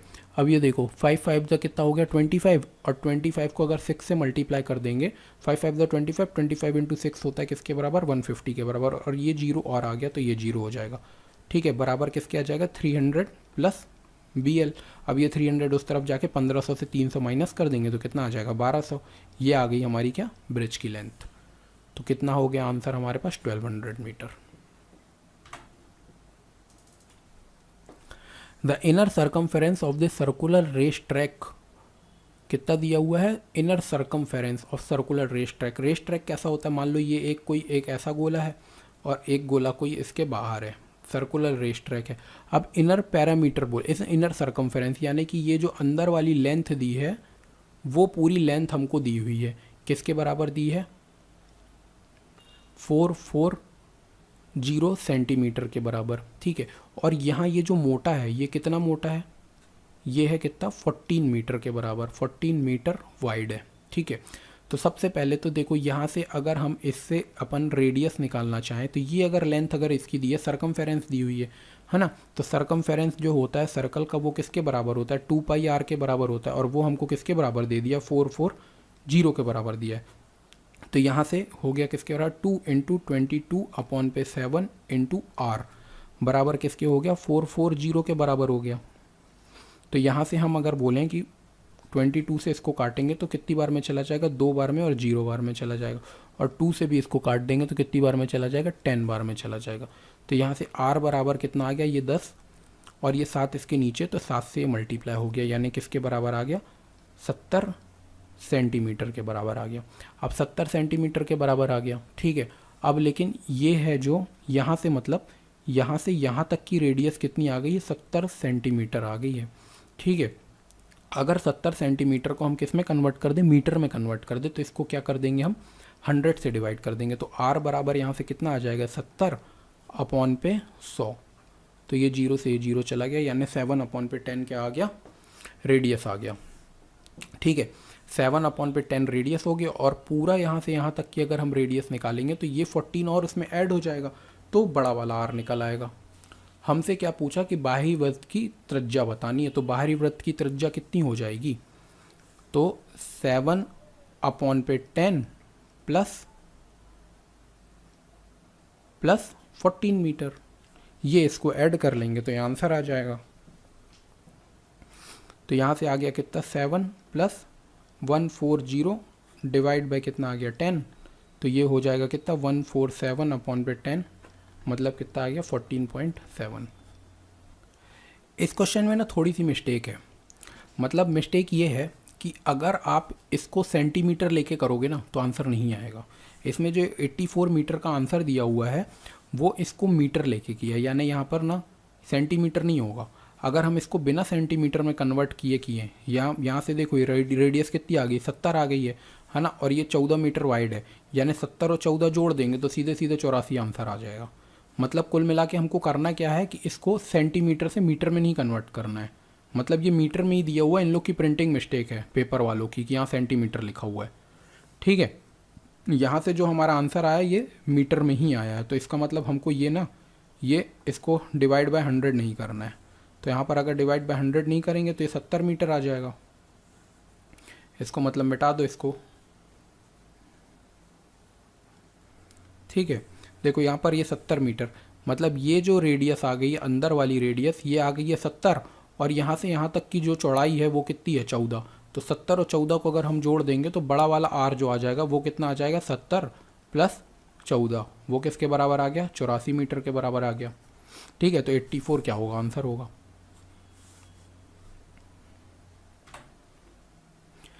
The ratio of age of Anil and Sunil is 2:3. 5 years later, their ages will be in the ratio of 3:4. What are their present ages? ठीक है, अनिल और सुनील की एज का जो रेशियो, अनिल की हम मान लेते हैं x है और सुनील की हम मान लेते हैं y है, इनकी एज का रेशियो कितना दिया हुआ है 2/3 दिया हुआ है। अब बोल रहा है 5 years later the ratio become this, 5 years later यानी 5 साल बाद, तो x की एज जितनी भी रही होगी उसमें 5 ऐड हो जाएगा, ऐसे करके y की भी जितनी रही होगी उसकी भी कितना हो जाएगा ऐड हो जाएगा, 5 ऐड हो जाएगा, और इनका रेशियो कितना हो गया 3/4 हो गया। ठीक है, अब एक चीज़ ये याद रखना कि कभी भी ये चीज़ अगर कैसे रेशियो में दी होती है तो हम इसको डायरेक्ट पुट नहीं कर सकते कि जैसे x की जगह में 2 पुट कर दिया, y की जगह में 3 पुट कर दिया। इसको किसी कांस्टेंट के साथ लेके पुट करना पड़ता है, ये मैंने कल भी बताया था। ठीक है, तो x की जगह में हम 2 के पुट करेंगे, y की जगह में 3 के पुट कर देंगे। तो यहाँ पर x की जगह में हमने किया कितना 2 के प्लस 5 अपॉन पे 3 के प्लस 5 बराबर किसके आ जाएगा 3 अपॉन पे 4 पे। क्रॉस मल्टीप्लाई कर देते हैं तो किसके बराबर आ जाएगा 8 के प्लस 20 बराबर किसके आ जाएगा 9 के प्लस 15 के। ठीक है, अब देखो इस 8 के को उस तरफ ले जाते हैं तो 9 के में से 8 के चला जाएगा तो कितना बचेगा के बचेगा, और इस 15 को इस तरफ लेके जाते हैं तो 20 में से 15 चला जाएगा तो कितना बचेगा 5 बचेगा। तो देखो के बराबर तो आ गया 5, के बराबर अगर 5 आ गया तो x 2 के है तो 5 इंटू 2 किसके बराबर हो जाएगा 10 के बराबर हो जाएगा, और y बराबर 3 के है तो 3 इंटू 5 किसके बराबर हो जाएगा 15 के बराबर हो जाएगा। हमसे क्या पूछा है कि उनकी वर्तमान आयु कितनी है, तो एक की 10 है, एक की 15 है। The difference between two number is 235 when the larger number is divided by the smaller one, the quotient is 4 and the remainder is 10, find the largest number. मान लेते हैं दो नंबर के बीच का डिफरेंस, यानी कि एक नंबर x मान लेते हैं और एक नंबर y मान लेते हैं। दोनों के बीच का डिफरेंस किसके बराबर दिया, अंतर दिया हुआ है 235 के बराबर दिया है। अब बोला कि लार्जेस्ट नंबर्स को छोटे नंबर से जब डिवाइड करते हैं तो x अपॉन पे जब हमने y किया तो आया कितना, रिमाइंडर आ रहा है कितना, कोशेंट आ रहा है कितना 4। ठीक है, कोशेंट आ रहा है 4। मतलब देखो मैं पहले आपको समझाने की कोशिश करता हूँ। जैसे मान लो हमारे पास अगर कोई नंबर है, मान लो 26 नंबर है, 26 को हमने किससे डिवाइड किया 5 से डिवाइड किया तो 5 5 का कितना होता है 25 होता है ना। इसको माइनस कर देंगे तो यहाँ से आ जाएगा कितना 1 आ जाएगा। ठीक है, अब हमारे पास ये नंबर बच गया, इसको हम क्या बोलते हैं, इसको कोशेंट बोलते हैं, इसको डिवाइज़र बोलते हैं, इसको डिविडियंट बोलते हैं और इसको क्या बोलते हैं रिमाइंडर बोलते हैं। अगर हमको यही बीच वाला नंबर फिर से बनाना है तो हम क्या बोलेंगे कि 26 बराबर किसका आएगा, इसको और इसको हम क्या करेंगे मल्टीप्लाई करेंगे, इन दोनों को मल्टीप्लाई करेंगे तो 5 इंटू 5 तो ये हो गया 25 और रिमाइंडर को क्या कर देंगे इसमें हम प्लस कर देंगे। तो हमारा फिर से ये देखो 5 इंटू 5 25। ठीक है, तो अब यही चीज़ बोल रहा है कि व्हेन द लार्जर नंबर, मतलब ऐसे अगर यही चीज़ हम इस वाले में करते हैं तो लार्जर नंबर को x मान लिया, जब इसको y से डिवाइड कर रहे हैं तो जो कोशेंट आ रहा है वो कोशेंट कितना आ रहा है 4 आ रहा है, और यहाँ पर कुछ भी किसी नंबर से माइनस किया तो यहाँ पर जो रिमाइंडर बच रहा है वो कितना बन रहा है 10 बन रहा है। अब हमको यही नंबर बीच वाला नंबर अगर फिर से बनाना होगा तो हम क्या बोलेंगे कि x बराबर 4y प्लस 10, तो यहाँ से ये चीज़ आ जाएगी कि x बराबर 4y प्लस 10 हो जाएगा। और हमको ऊपर वाले से पता है कि x माइनस वाई बराबर कितना है 235 है, तो यहाँ से यहाँ पर अगर x की वैल्यू पुट कर दें नीचे से तो आंसर आ जाएगा, यहाँ से हमको y की वैल्यू पता चल जाएगी। ठीक है, तो देखो यहाँ पर हमको पता है कि ऊपर क्या दिया हुआ x माइनस वाई बराबर किसके है 235 के बराबर है, और y की x की जगह हम ये वाली वैल्यू पुट कर देते हैं तो x की जगह ये वैल्यू पुट करेंगे तो कितना हो जाएगा 4y प्लस 10 माइनस वाई बराबर किसके आ जाएगा 235 के बराबर आ जाएगा।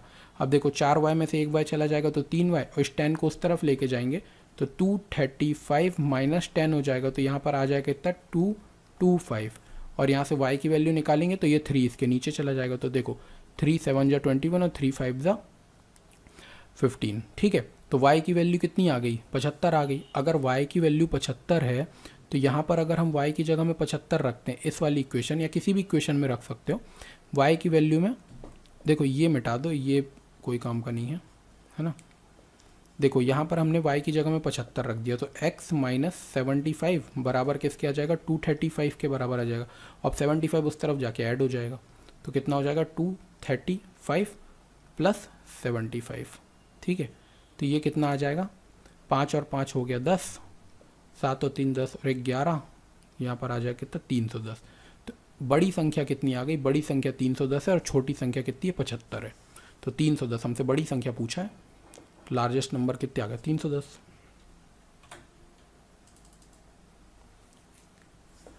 To times the age of x is 3 times the age of y. ठीक है, और बोल रहा है 8 year back the difference between the ages of x and y was 18। बोल रहा है 2 गुना। देखो x की दुगनी आयु y की 3 गुनी आयु के बराबर है, तो हम लिख लेते हैं x की दुगनी आयु y की 3 गुनी आयु के बराबर है। ठीक है। यहाँ से अगर हम x अपॉन पे y निकालेंगे तो किसके बराबर आ जाएगा, 3 अपॉन पे 2 के बराबर आ जाएगा। यानी x अगर 2 है तो y कितना है, मतलब x अगर 3 है तो y कितना है, 2 है। फिर उसके बाद बोल रहा है 8 वर्ष पूर्व, यानी 8 वर्ष पूर्व को कर देते हम, तो x की जितनी भी रही होगी 8 वर्ष पूर्व, तो y भी 8 वर्ष पूर्व चले जाते हैं, 8 साल पीछे चले जाते हैं। उनकी आयु का अंतर कितना है, 18 वर्ष था। देखो 8 वर्ष पूर्व उनकी आयु का अंतर, ये मतलब इसको अपॉन पे नहीं लिखते हैं, इनकी आयु का अंतर कर लेते हैं। तो यहाँ से आ जाएगा y माइनस 8, उनकी आयु का अंतर।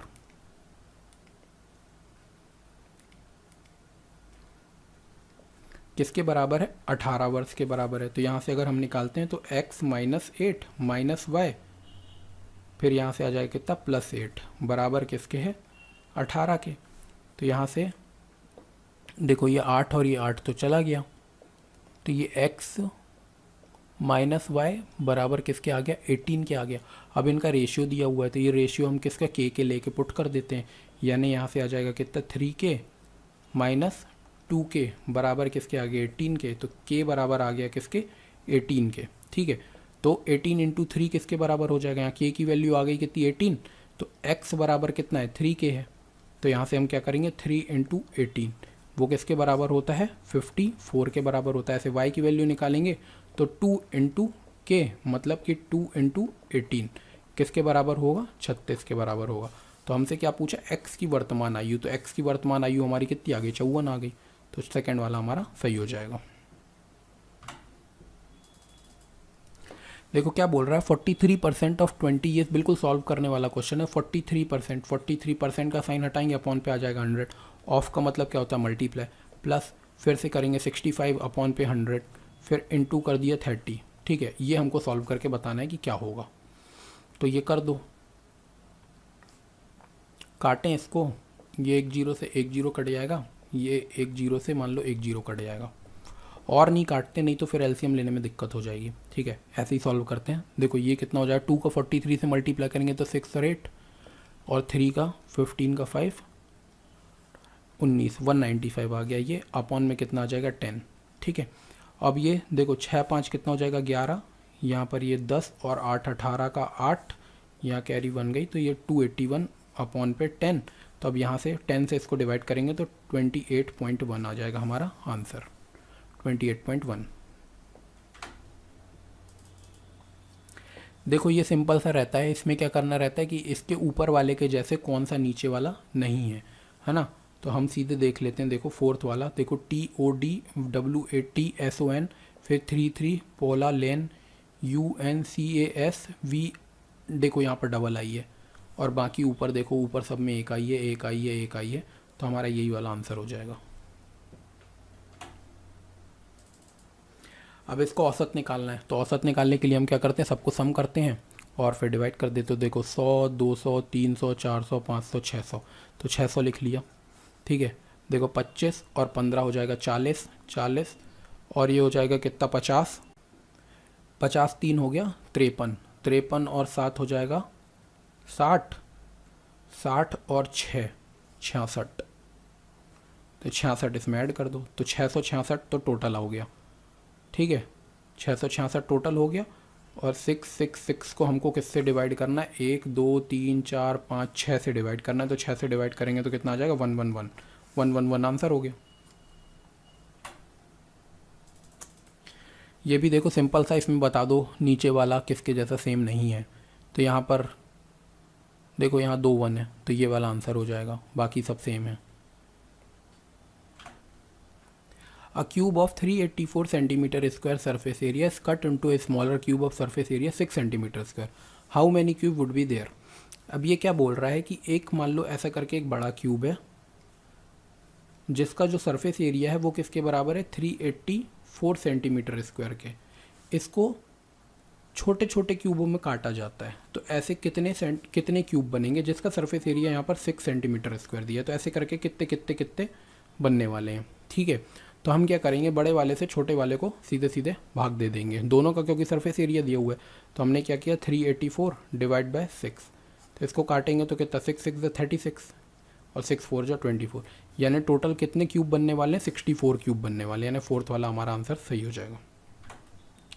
अब ये देखो साइंस और सिंपल अर्थमेटिक का टॉपिक आ गया है। अब इसको क्या करना है, हमको P अपॉन क्यू के फॉर्म में एक्सप्रेस करना है। यहाँ पर क्या दिया है, 3 अपॉन पे 4 की पावर -1 -1 अपॉन 4 की पावर क्या दी हुई है, -1, और पूरे की पावर दी हुई है कितनी, -1। इसको अगर हमको प्लस की पावर बनानी है ना तो क्या करना पड़ेगा, उल्टा करना पड़ेगा। तो हम कर देंगे इसको 4 अपॉन पे 3 माइनस, ऐसे करके फिर से इसको भी उल्टा कर दो तो 4 अपॉन पे 1। अब इस पूरे की पावर भी कितनी दी हुई है, -1 दी। हम पहले इसको सॉल्व कर लेते हैं, ठीक है। तो यहाँ पर आ जाएगा कितना, 4 - 4 × 3 है ना, इसका मल्टीप्लाई इससे, इसका मल्टीप्लाई इससे, तो कितना हो जाएगा, 4 × 3 किसके बराबर आ जाएगा, 12 के बराबर आ जाएगा। अपॉन में कितना आ जाएगा, 3, और इस पूरे की पावर दी हुई है -1। तो देखो 12 में से 4 जाएगा तो कितना बचेगा, -8 अपॉन पे 3। अब इसकी भी पावर -1 दी है, तो इसको जस्ट उल्टा कर दो, यानी 3 अपॉन 8 कर दो और माइनस साइन आगे लगा दो। तो कितना आ गया, -3 अपॉन पे 8, फोर्थ वाला सही हो गया। देखो फिर से इसको क्या करना है अपन को, ये लिखा हुआ है x माइनस एक्स अपॉन पे y माइनस वाई अपॉन पे x अपॉन पे 1 अपॉन पे एक्स स्क्वायर माइनस 1 अपॉन पे वाई स्क्वायर। ठीक है, ऊपर वाले को सॉल्व करते हैं, इसके बाद यहाँ पर सॉल्व करते हैं। देखो इसका मल्टीप्लाई यहाँ करना है, इसका यहाँ ऊपर करना है, इन दोनों का आपस में करना है, ऐसे करके करेंगे। तो इस x के साथ करेंगे तो कितना आ जाएगा, x square minus y square upon में कितना आ जाएगा, एक्स वाई आ जाएगा। अब पूरे के अपॉन में देखेंगे, y उधर जाएगा, x उधर जाएगा, तो यहाँ से कितना आ जाएगा, y square minus x square upon पे एक्स स्क्वायर वाई स्क्वायर। अब अगर इसको ना ऊपर लेके जाएंगे ना तो ये उल्टा हो जाएगा। ठीक है, तो ये कैसा हो जाएगा, यहाँ पर लिखा हुआ है x square minus y square upon पे x y into x square y square upon पे y square minus x square. ठीक है, अब ये स्क्वायर से ये कट गया। ठीक है, अब अगर मान लो इसमें से हमने माइनस कॉमन ले लेते हैं, देखो यहाँ पर कितना x square minus y square है अपॉन में, और उसके बाद यहाँ मल्टीप्लाई में कितना है, एक्स और वाई है, और इसमें से हमने माइनस बाहर निकाल लिया, तो अंदर क्या बच जाएगा, ये उल्टा हो जाएगा, एक्स स्क्वायर आगे आ जाएगा, वाई स्क्वायर पीछे चला जाएगा, तो x square minus y square, तो ये और ये कट गया, तो अब इसका आंसर क्या आ जाएगा, माइनस एक्स वाई आंसर।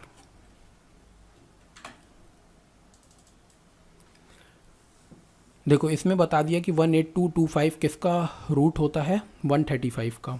ठीक है, तो हमको इसको प्लस करना है, तो बहुत सिंपल सा है, क्या करना है, इसको ऐसे करके लिखो 182.25 प्लस अंडर रूट 1.8225। ठीक है, सबसे पहले इसका पॉइंट अलग कर लेते हैं, इसका पॉइंट अलग करेंगे तो नीचे 2 जीरो आ जाएगा, इसका पॉइंट अलग करेंगे तो नीचे 4 जीरो आ जाएगा, तो यहाँ पर कितना आएगा 18225। पॉइंट के बाद 2 डिजिट है तो हमने 2 जीरो लगा दिए, ऐसे करके यहाँ पर करेंगे 18225। पॉइंट के बाद 4 डिजिट है तो हमने कितने जीरो लगा दिए, 4 जीरो लगा दिए। अब इसका अंडर रूट और इसका अंडर रूट, देखो इसका अंडर रूट क्वेश्चन में दिया हुआ है 135 के बराबर होता है, अपॉन में 100 का अंडर रूट किसके बराबर होता है, 10 के बराबर होता है।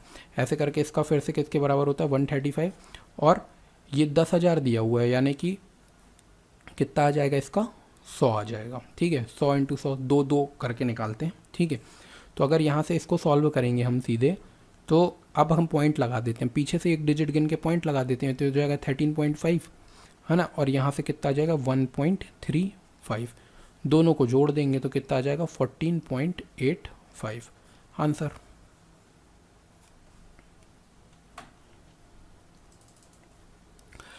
देखो इसमें क्या बोल रहा है, A B parallel to D C, A B parallel है किसके, सी डी के, और एंगल ए बी सी यानी ए बी सी, ये वाला एंगल जो दिया हुआ है वो किसके बराबर है, 60 डिग्री के बराबर है। और बोला है सी ई एफ यानी ये वाला एंगल जो दिया हुआ है वो 30 डिग्री के बराबर दिया हुआ है। तो हमको कौन सा बताना है, ई एफ डी बताना है, ई एफ डी यानी ये वाला एंगल बताना है। तो सबसे पहले तो ये देख लो, ये अगर 60 है ना तो ये वाला भी कैसा होगा, 60 होगा, ये वाला भी 60 होगा, क्योंकि ये दोनों लाइन कैसी है, पैरेलल है, और ये पूरी की पूरी एक स्ट्रेट लाइन है अगर, है ना, तो ये पूरी स्ट्रेट लाइन का अगर ये पूरा एंगल अपन देखते हैं, ये पूरा एंगल किसके बराबर होता है, 180 के बराबर, और 80 में से 60 ऊपर वाला हो गया, तो अंदर वाला किसके बराबर आ जाएगा, 120 के बराबर।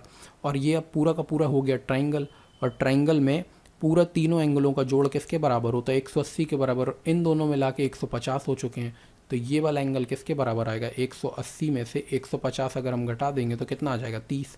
तो 30 हमारा आंसर हो गया, ये सेकंड वाला सही। A shopkeeper mark his item 40% above the cost price and give a discount of 20% on the marked price. His gain percentage is, मान लो शॉपकीपर है जो, हम मार्क्ड प्राइस को मान लेते हैं, देखो ये अपन ने मान ली है कितनी, ए shopkeeper mark his item 40% above the cost price, तो कॉस्ट प्राइस हमने मान ली 100 रुपये, अब इससे 40% ऊपर वो मार्क्ड प्राइस करके रखा हुआ है, तो 40% ऊपर मतलब कितने की दे रख के रखा है, लिख के रखा। कोई चीज़ अगर मान लो 100 रुपये की है तो उसमें उसने प्रिंट डाल दिया है कितना, 140 रुपये की है। अब इसमें वो इसको कितना देता है, 20% डिस्काउंट देता है, तो हम अगर इसमें 20% डिस्काउंट दे देंगे तो इसका 140 का जो 20% आएगा ना वो कितना आएगा, 28 आएगा। यहाँ से निकाल के देख लो, 40 का 140 का 20% निकालना है, तो 20/100, 2 जीरो से ये जीरो चला गया, 14 दूनी कितना आ जाएगा, 28 आ जाएगा। तो देखो 28 रुपये का इसने डिस्काउंट दे दिया, यानी 28 का अगर हम डिस्काउंट दे देंगे तो कितना बचा, 112 रुपये, है ना। 28 मतलब 20% का डिस्काउंट देने के बाद वो कितने की हो गई चीज़, 112% की हो गई, है ना, 112 रुपये की हो गई। तो क्या बोल रहा है, हिज गेन परसेंटेज, अगर उसने कोई चीज़ 100 रुपये की खरीदी थी और 112 में बेच दी, यानी उसको कितने परसेंट का प्रॉफिट हो गया, 12 रुपये का, 12% का प्रॉफिट हो गया। तो फोर्थ वाला सही हो जाएगा। Ramesh need to earn a monthly interest of 8,000 rupees, the interest rate is 10% per annum but it is paid every month, which of the following is his investment. Ramesh को 8,000 रुपये का मासिक ब्याज अर्जित करने की आवश्यकता है। ब्याज की दर प्रतिवर्ष 10% है, पर यह हर माह दी जाती है। निम्नलिखित में से कौन सा उसका निवेश होगा। देखो सबसे पहली बात तो उसने इंटरेस्ट, सिंपल इंटरेस्ट है जो, वो किसके बराबर दे दिए,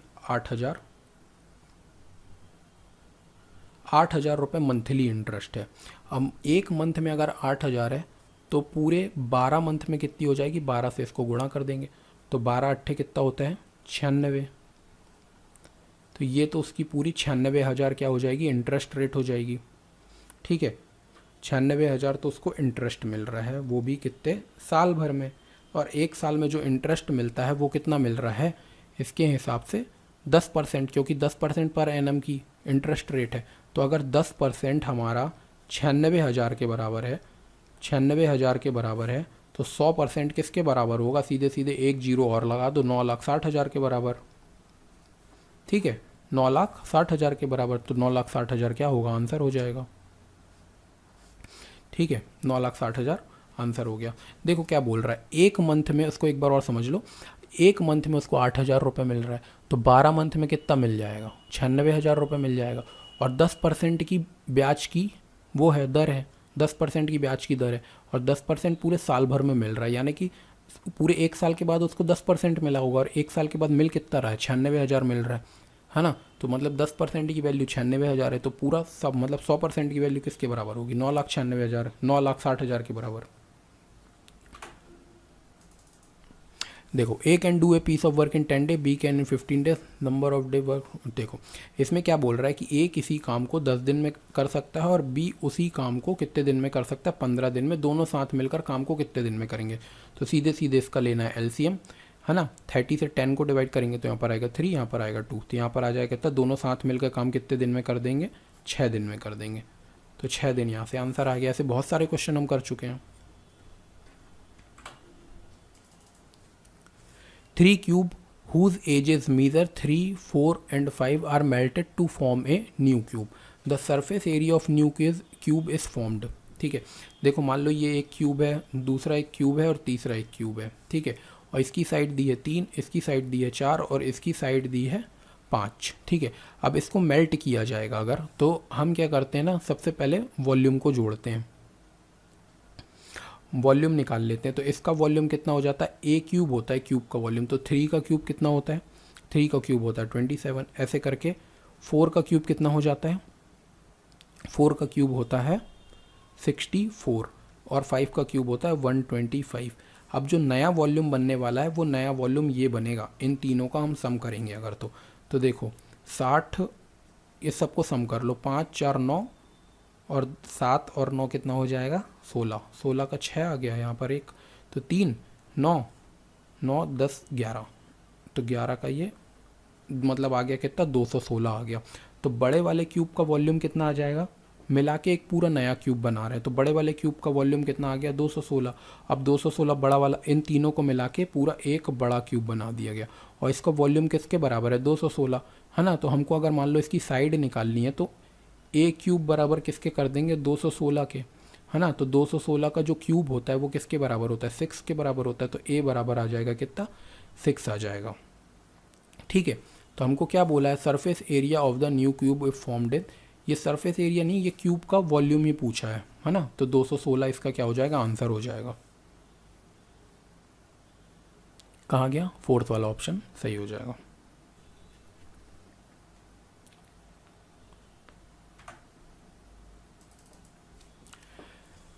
देखो क्या बोल रहा है, इस वाले नंबर को इससे डिवाइड किया जाएगा, तो remainder obtain is 1, what will be the remainder when this is divided by this.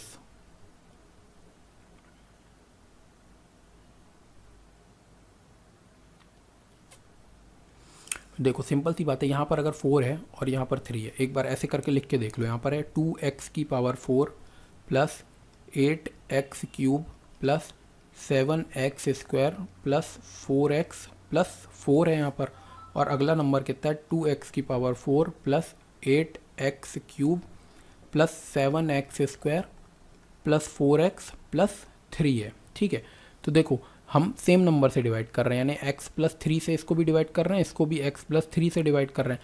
अगर यहाँ पर एंड में कितना है देखो 4 है, अगर बाकी आगे के तो पूरे सेम है और आगे के पूरे सेम है, हमारा जो रिमाइंडर आ रहा है उस इस 4 के कारण आ रहा है और इस 3 के कारण आ रहा है। तो यहाँ पर इसमें रिमाइंडर जो आ रहा है वो हमारा कितना आ रहा है 1 आ रहा है रिमाइंडर, 1 आ रहा है रिमाइंडर। ठीक है, तो अगर ये यहाँ पर अगर 3 हो जाएगा, यानी 1 अगर इससे घटा दिया गया तो रिमाइंडर कितना आ जाएगा 0 आ जाएगा। सीधे सीधे आंसर, इतना डिवाइड करने की ज़रूरत ही नहीं रहेगी, सीधे 0।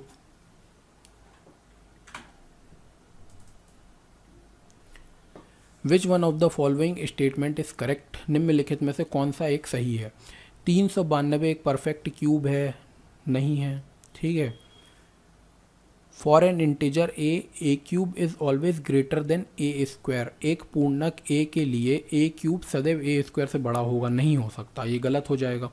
अगर मान लो 1 ले लेंगे, गलत होगा, ये नहीं होगा सही। ठीक है, there is no perfect cube which can end with exactly 2 0, ऐसा कोई भी परफेक्ट क्यूब नहीं है जो कि एंड में 2 0, ये सही है हमारा। ठीक है, तो ये क्या हो जाएगा हमारा सही हो जाएगा। मतलब ऐसा कोई भी किसी का भी हम क्या करते घन कर दें तो उसके एंड में 2 0 नहीं आएंगे कभी भी, है ना। तो ये क्या है सही है।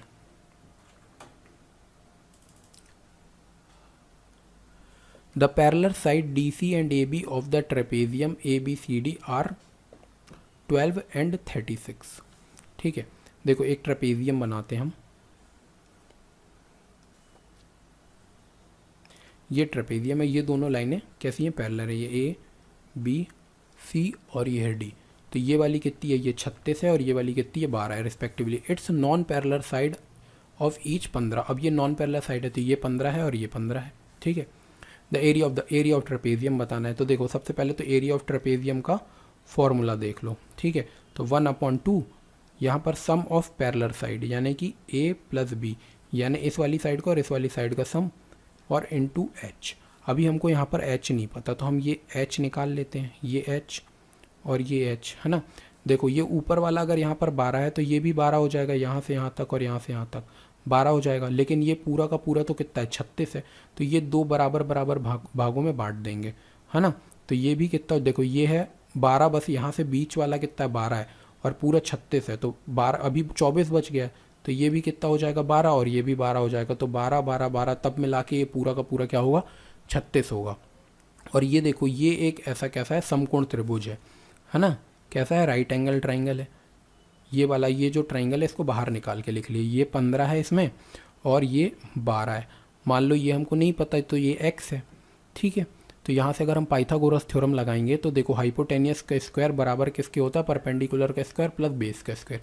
यहाँ से हम कैसे करेंगे x स्क्वायर प्लस 12 का स्क्वायर 12 का स्क्वायर बराबर किसके हो जाएगा, 15 के स्क्वायर के बराबर आ जाएगा। यहाँ से एक्स स्क्वायर इसको उस तरफ ले जाएंगे तो 15 का स्क्वायर किसके बराबर होता है, 225 माइनस 144 के बराबर हो, ये आ जाएगा कितना, 81। यानी एक्स स्क्वायर बराबर 81 आ गया। तो यहाँ से एक्स की वैल्यू निकालेंगे तो कितनी आ जाएगी, 9 आ जाएगी। यानी यहाँ से हमको पता चल गया कि ये आ गया कितना, ये हाइट है जो वो कितनी आ गई है, 9 आ गई है। ठीक है, तो अब सीधे सीधे वैल्यू पुट कर दो, 1/2 a प्लस बी यानी कि 36 + 12 और इंटू किसके बराबर, 9। ठीक है, तो ये कितना आ जाएगा, 1/2 इंटू ये कितना हो गया, 48 इंटू 9। इसको काटा तो ये कितना हो जाएगा, 2 और 4 और 24 को 9 से मल्टीप्लाई कर दो तो 9 4 कितना होता है, 36। तो यहाँ पर 3 आएगा, 18 19 20 21 यानी 216 क्या आ गया, आंसर आ गया 216 फोर्थ ऑप्शन में है। The probability that the number selected from 1 2 3 4 35 is a prime number. तो सबसे पहले हमको मान लो हमारे पास नंबर दिए हुए हैं 1 3 1 2 3 4 ऐसे करके कहाँ तक दिए हुए हैं, 35 तक के नंबर दिए हुए हैं और हमको प्रोबेबिलिटी बतानी कि प्राइम नंबर है। तो सबसे पहले ये बता दो कि 1 से 35 तक प्राइम नंबर कितने होते हैं। तो 2 होता है, 3 होता है, 4 होता है, 4 नहीं होता, 5 होता है, 5 होता है, 5 के बाद 7 होता है, 11 होता है, 13 होता है, 17 होता है, 19 होता है, 23 होता है, 29 31 है ना, इतने नंबर होते हैं। तो 1 2 3 4 5 6 7 8 9 10 11 तो टोटल जितने नंबर हैं 11 और अपन पे टोटल नंबर का सम है ना, तो 35। तो 11 अपन पे 35 क्या हो जाएगा, इसका आंसर हो जाएगा। What is the number of sides of a regular polygon when each of its angle has a measure of 135 degree. ये आ जाएगा कितना, 81 यानी एक्स स्क्वायर बराबर 81 आ गया। तो यहाँ से एक्स की वैल्यू निकालेंगे तो कितनी आ जाएगी, 9 आ जाएगी। यानी यहाँ से हमको पता चल गया कि ये आ गया कितना, ये हाइट है जो वो कितनी आ गई है, 9 आ गई है। ठीक है, तो अब सीधे सीधे वैल्यू पुट कर दो, 1/2 a प्लस बी यानी कि 36 + 12 और इंटू किसके बराबर, 9। ठीक है, तो ये कितना आ जाएगा, 1/2 इंटू ये कितना हो गया, 48 इंटू 9। इसको काटा तो ये कितना हो जाएगा, 2 और 4 और 24 को 9 से मल्टीप्लाई कर दो तो 9 4 कितना होता है, 36। तो यहाँ पर 3 आएगा, 18 19 20 21 यानी 216 क्या आ गया, आंसर आ गया 216 फोर्थ ऑप्शन में है। The probability that the number selected from 1 2 3 4 35 is a prime number. तो सबसे पहले हमको मान लो हमारे पास नंबर दिए हुए हैं 1 3 1 2 3 4 ऐसे करके कहाँ तक दिए हुए हैं, 35 तक के नंबर दिए हुए हैं और हमको प्रोबेबिलिटी बतानी कि प्राइम नंबर है। तो सबसे पहले ये बता दो कि 1 से 35 तक प्राइम नंबर कितने होते हैं। तो 2 होता है, 3 होता है, 4 होता है, 4 नहीं होता, 5 होता है, 5 होता है, 5 के बाद 7 होता है, 11 होता है, 13 होता है, 17 होता है, 19 होता है, 23 होता है, 29 31 है ना, इतने नंबर होते हैं। तो 1 2 3 4 5 6 7 8 9 10 11 तो टोटल जितने नंबर हैं 11 और अपन पे टोटल नंबर का सम है ना, तो 35। तो 11 अपन पे 35 क्या हो जाएगा, इसका आंसर हो जाएगा। What is the number of sides of a regular polygon when each of its angle has a measure of 135 degree. देखो इसमें ये जो एंगल दिया ना, ये इंटीरियर एंगल दिया हुआ है। ठीक है, अब पॉलीगॉन की एक प्रॉपर्टी होती है कि interior angle plus exterior angle किसके बराबर होगा, 180 डिग्री के बराबर होगा। तो इंटीरियर अगर हमारे पास 135 है तो 135 प्लस ई 135 प्लस ई बराबर किसके आ जाएगा, 180 के। तो यहाँ से अगर हमको एक्सटीरियर एंगल निकालना होगा तो 180 माइनस 135 बराबर किसके आ जाएगा, 45 के। ठीक है, और एक्सटीरियर एंगल से अगर हमको क्या निकालना होता है, साइड निकालनी होती है, तो एक्सटीरियर एंगल बराबर होता है 360 अपॉन पे n। ठीक है, ये n क्या है, नंबर ऑफ साइड्स है। ठीक है, तो यहाँ से अगर n बराबर निकालेंगे तो 360 अपॉन पे e, और e की वैल्यू यानी एक्सटीरियर एंगल की वैल्यू हमारे पास कितनी आ गई है 45। तो 9 से काटेंगे, 9 5 ज़ा 45, 9 4 ज़ा और 0 ज़ा 5 से काटेंगे तो कितना आ गया 8, हमारा 8 आ जाएगी नंबर ऑफ साइड।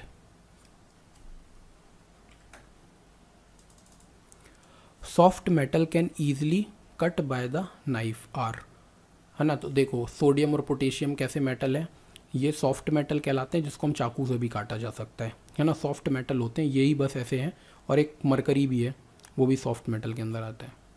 ठीक है, which one of the following is not a renewable source of energy. Renewable source of energy कौन सी नहीं है। ठीक है, तो न्यूक्लियर पावर। न्यूक्लियर पावर किससे चलती है, यूरेनियम से चलती है। जब तक उसको यूरेनियम मिलता रहेगा तब तक न्यूक्लियर पावर पैदा होगी। यूरेनियम जब ख़त्म हो जाएगा तो ये नेचुरल नहीं है, ये आर्टिफिशियल हो गई। न्यूक्लियर पावर इंसानों ने बनाई है। An element which is stored in water is, तो वाटर में क्या प्रेजेंट होता है, क्या स्टोर होता है ना, पानी में। तो पानी में क्या स्टोर होता है, फॉस्फोरस। ठीक है, फॉस्फोरस इसका आंसर हो जाएगा। The transfer of pollen grain from another stigma of the flower is called pollination कहलाता है। ये क्या होता है कि फ्लावर में जब पॉलिनेशन होता है ना, तो उसके परागगण एक फ्लावर से उड़कर दूसरे में जाते हैं, उड़ के हवा के थ्रू जाते हैं, मधुमक्खियाँ लेके जाती हैं, है ना। तो उसको क्या बोलते हैं, पॉलिनेशन बोलते हैं, परागगण बोलते हैं, pollination. A constellation named Hunter is, वह तारामंडल निम्न है जिनका नाम हंटर है। तो ओरायन को बोला जाता है, ओरायन जिसका नाम क्या है, हंटर है, ओरायन। और अभी एक पिक्चर भी आई थी, कौन सी, जस्टिस लीग आई थी, जस्टिस लीग, जिसमें वो था थैनोस। तो थैनोस को बोला गया कहाँ से पैदा हुआ है, वो ओरायन से पैदा हुआ है। ओरायन नाम के एक वो है कॉन्स्टिलेशन, वहाँ पर वो पैदा हुआ है, वहाँ से आया था लड़ने। ये कॉमिक का है कैरेक्टर वो तो वैसे, लेकिन ये है क्या, ओरायन है। देखो A B C is inscribed in a मतलब एक सर्कल के अंदर, ए बी सी एक ट्राइंगल है अंदर सर्कल के। ठीक है, क्या बोल रहा है ये, A B C with centre O मान लो ये सेंटर है। इफ़ बी ए सी बराबर एन, बी ए सी, तो ये वाला एंगल अगर दिया हुआ है किसके बराबर, एन के बराबर है, और ओ सी बी मतलब ये है ओ सी और बी, मतलब अगर मान लो ये लाइन ऐसे करके जुड़ी होती, ये ऐसे जोड़ देते हैं, तो ओ सी बी, ये ओ है बीच वाला, ओ सेंटर है, ओ सी बी किसके बराबर है, एम के बराबर है। देन हमको ये बताना है इनमें से कौन सी प्रॉपर्टी सही होगी। ठीक है, तो यहाँ से ये याद कर लेना कि अगर एक एंगल यहाँ पर बन रहा है और एक एंगल इसके मिड पॉइंट से यहाँ से बन रहा है, तो m प्लस n बराबर कितना होता है, 90 होता है। ठीक है, ये याद कर लेना थोड़ा सा। विच of the following is not the characteristic feature of acute disease, निम्न में से कौन सी एक गंभीर रोग की अभिलक्षणिक विशेषताएं नहीं है, विशेषता नहीं है। There is a short duration loss of work and efficiency. The patient recover completely after the cure. There is a long lasting disease. There is no loss of weight. है ना, वो क्या होगा, दीर्घकालीन रोग होते हैं, मतलब बहुत समय, लॉन्ग लास्टिंग डिसीज़ रहेगा। ठीक है, तो वो किसका डिसीज़, मतलब देखो एक्यूट का मतलब क्या होता है, छोटी डिसीज़, जैसे बुखार आ जाए, सर्दी आ जाए, तो वो क्या होती है, ज़्यादा दिन के लिए नहीं होती है ना, छोटे छोटे समय के लिए रहती है। तो क्या नहीं है, क्या नहीं है, तो ये क्या होता है, मतलब बहुत समय तक तो रहेगी नहीं, तो लॉन्ग लास्टिंग डिसीज़ नहीं होगी, बहुत समय तक नहीं रहेगी। बड़ी बड़ी बीमारियां रहती हैं जो बहुत टाइम तक रह जाती हैं। It cover the end of the limb bones and reduces friction in joint with what is it covered, यह शाखा अस्थियों के सिरों को ढकता है और जड़ों में घर्षण कम करता है। यह किससे ढका होता है, तो यह किससे, कार्टिलेज से ढका होता है। उपस्थिति बोलते हैं इसको, कार्टिलेज। ठीक है, अस्थि मंजा कहलाता है ना, वही उसी के अंदर की बात है ये, कार्टिलेज। देखिए क्या बोल रहा है, एक संख्या दूसरी संख्या की दुगनी है। एक संख्या अगर दूसरी संख्या की दुगनी है यानी x बराबर किसके है, 2y के बराबर है। जब बड़ी संख्या से 50 को घटाया जाता है, यानी कि जब हमने किया x से 50 घटाया, बड़ी संख्या हमने x मानी है, तो प्राप्त परिणाम छोटी संख्या को 40 से घटाने पर, मतलब 40 से घटाने पे जो हमारे पास परिणाम आ रहा है वो परिणाम से 2 अधिक है ना। मतलब इसको भी हमको घटाना पड़ेगा और 2 अधिक है तो हम क्या करेंगे, -2 कर देंगे। तो इसको हम सॉल्व करते हैं। तो देखो x minus 50 minus y plus 40 बराबर किसके आ जाएगा, -2 के। तो यहाँ से अगर हमने घटाया तो देखो यहाँ से आ गया x माइनस वाई और 50 में से 40 चला गया तो कितना बचा, -10 बराबर किसके आ गया, -2 के। तो x माइनस वाई बराबर किसके आ जाएगा, +10 - 2 यानी किसके बराबर आ गया, 8 के बराबर आ गया। और यहाँ से x की वैल्यू अपन ने 2y रखी हुई है तो x की जगह पे हमने यहाँ पर रख दिया 2y माइनस वाई बराबर 8 आ गया। तो यहाँ से y बराबर कितना आ जाएगा, 8 आ जाएगा। और हमसे यही पूछा था कि छोटी संख्या क्या होगी, छोटी संख्या 8 है और अगर y x को पूछ लेता तो कितनी हो जाती, वो 16 हो जाती। तो 8 हमारा क्या होगा, आंसर हो जाएगा। गाय के बछड़ों को क्या बोला जाता है, काफ बोला जाता है गाय के बच्चे को, calf. The passage of electric current through a salt solution cause, लवण विलयन के माध्यम से विद्युत धारा के प्रवाह के कारण होता है। ठीक है, क्या होता है, केमिकल इफेक्ट होता है। क्या, रसायन प्रभाव कहलाता है वो। अगर नमक के थ्रू भेजा जाता है इलेक्ट्रिक करंट को तो क्या कहलाता है वो, रसायन प्रभाव। Flexibility in plant is due to, पौधों में लचीलापन किसके कारण होता है ना। तो किसके कारण होता है, कॉलनचाइमा, कॉलनचाइमा के कारण पौधों में लचीलापन होता है, कॉलनचाइमा, याद कर लेना ये चीज। Forest is being cleared for cultivating crop, the environmental impact of such practice will lead to, फसल की खेती के लिए वनों का सफाया किया जा रहा है, इस प्रकार के अभ्यास का पर्यावरणीय प्रभाव इसका नेतृत्व करेगा। क्या करेगा, soil cultivation, soil erosion, soil pollution, soil fertility. तो क्या होगा, सॉइल इरोजन, मृदा अपरदन। क्या हो जाएगा, soil erosion. Depletion of ozone, ozone में जो छेद हो रहा है वो किसके कारण हो रहा है, तो वो होता है किसके कारण, क्लोरोफ्लोरोकार्बन के कारण, है ना। ओजोन परत है हमारे पृथ्वी के ऊपर और उसमें क्या हो रहा है, छेद होते जा रहा है धीरे धीरे।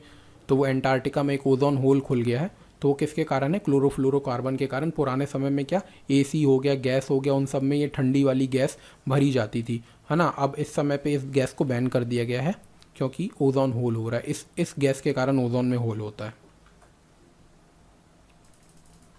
अब देखो अपन ने कॉलनचाइमा भी पढ़ा है, किसका उसमें होता है, प्लांट में होता है ना। ऐसे करके ये इस कॉलनचाइमा किस में होता है, लैग्निन में होता है। तो लैग्निन याद कर लेना, ये कॉलनचाइमा, हेमीसेलुलोस और सेलेनचाइमा क्या होगा, लैग्निन।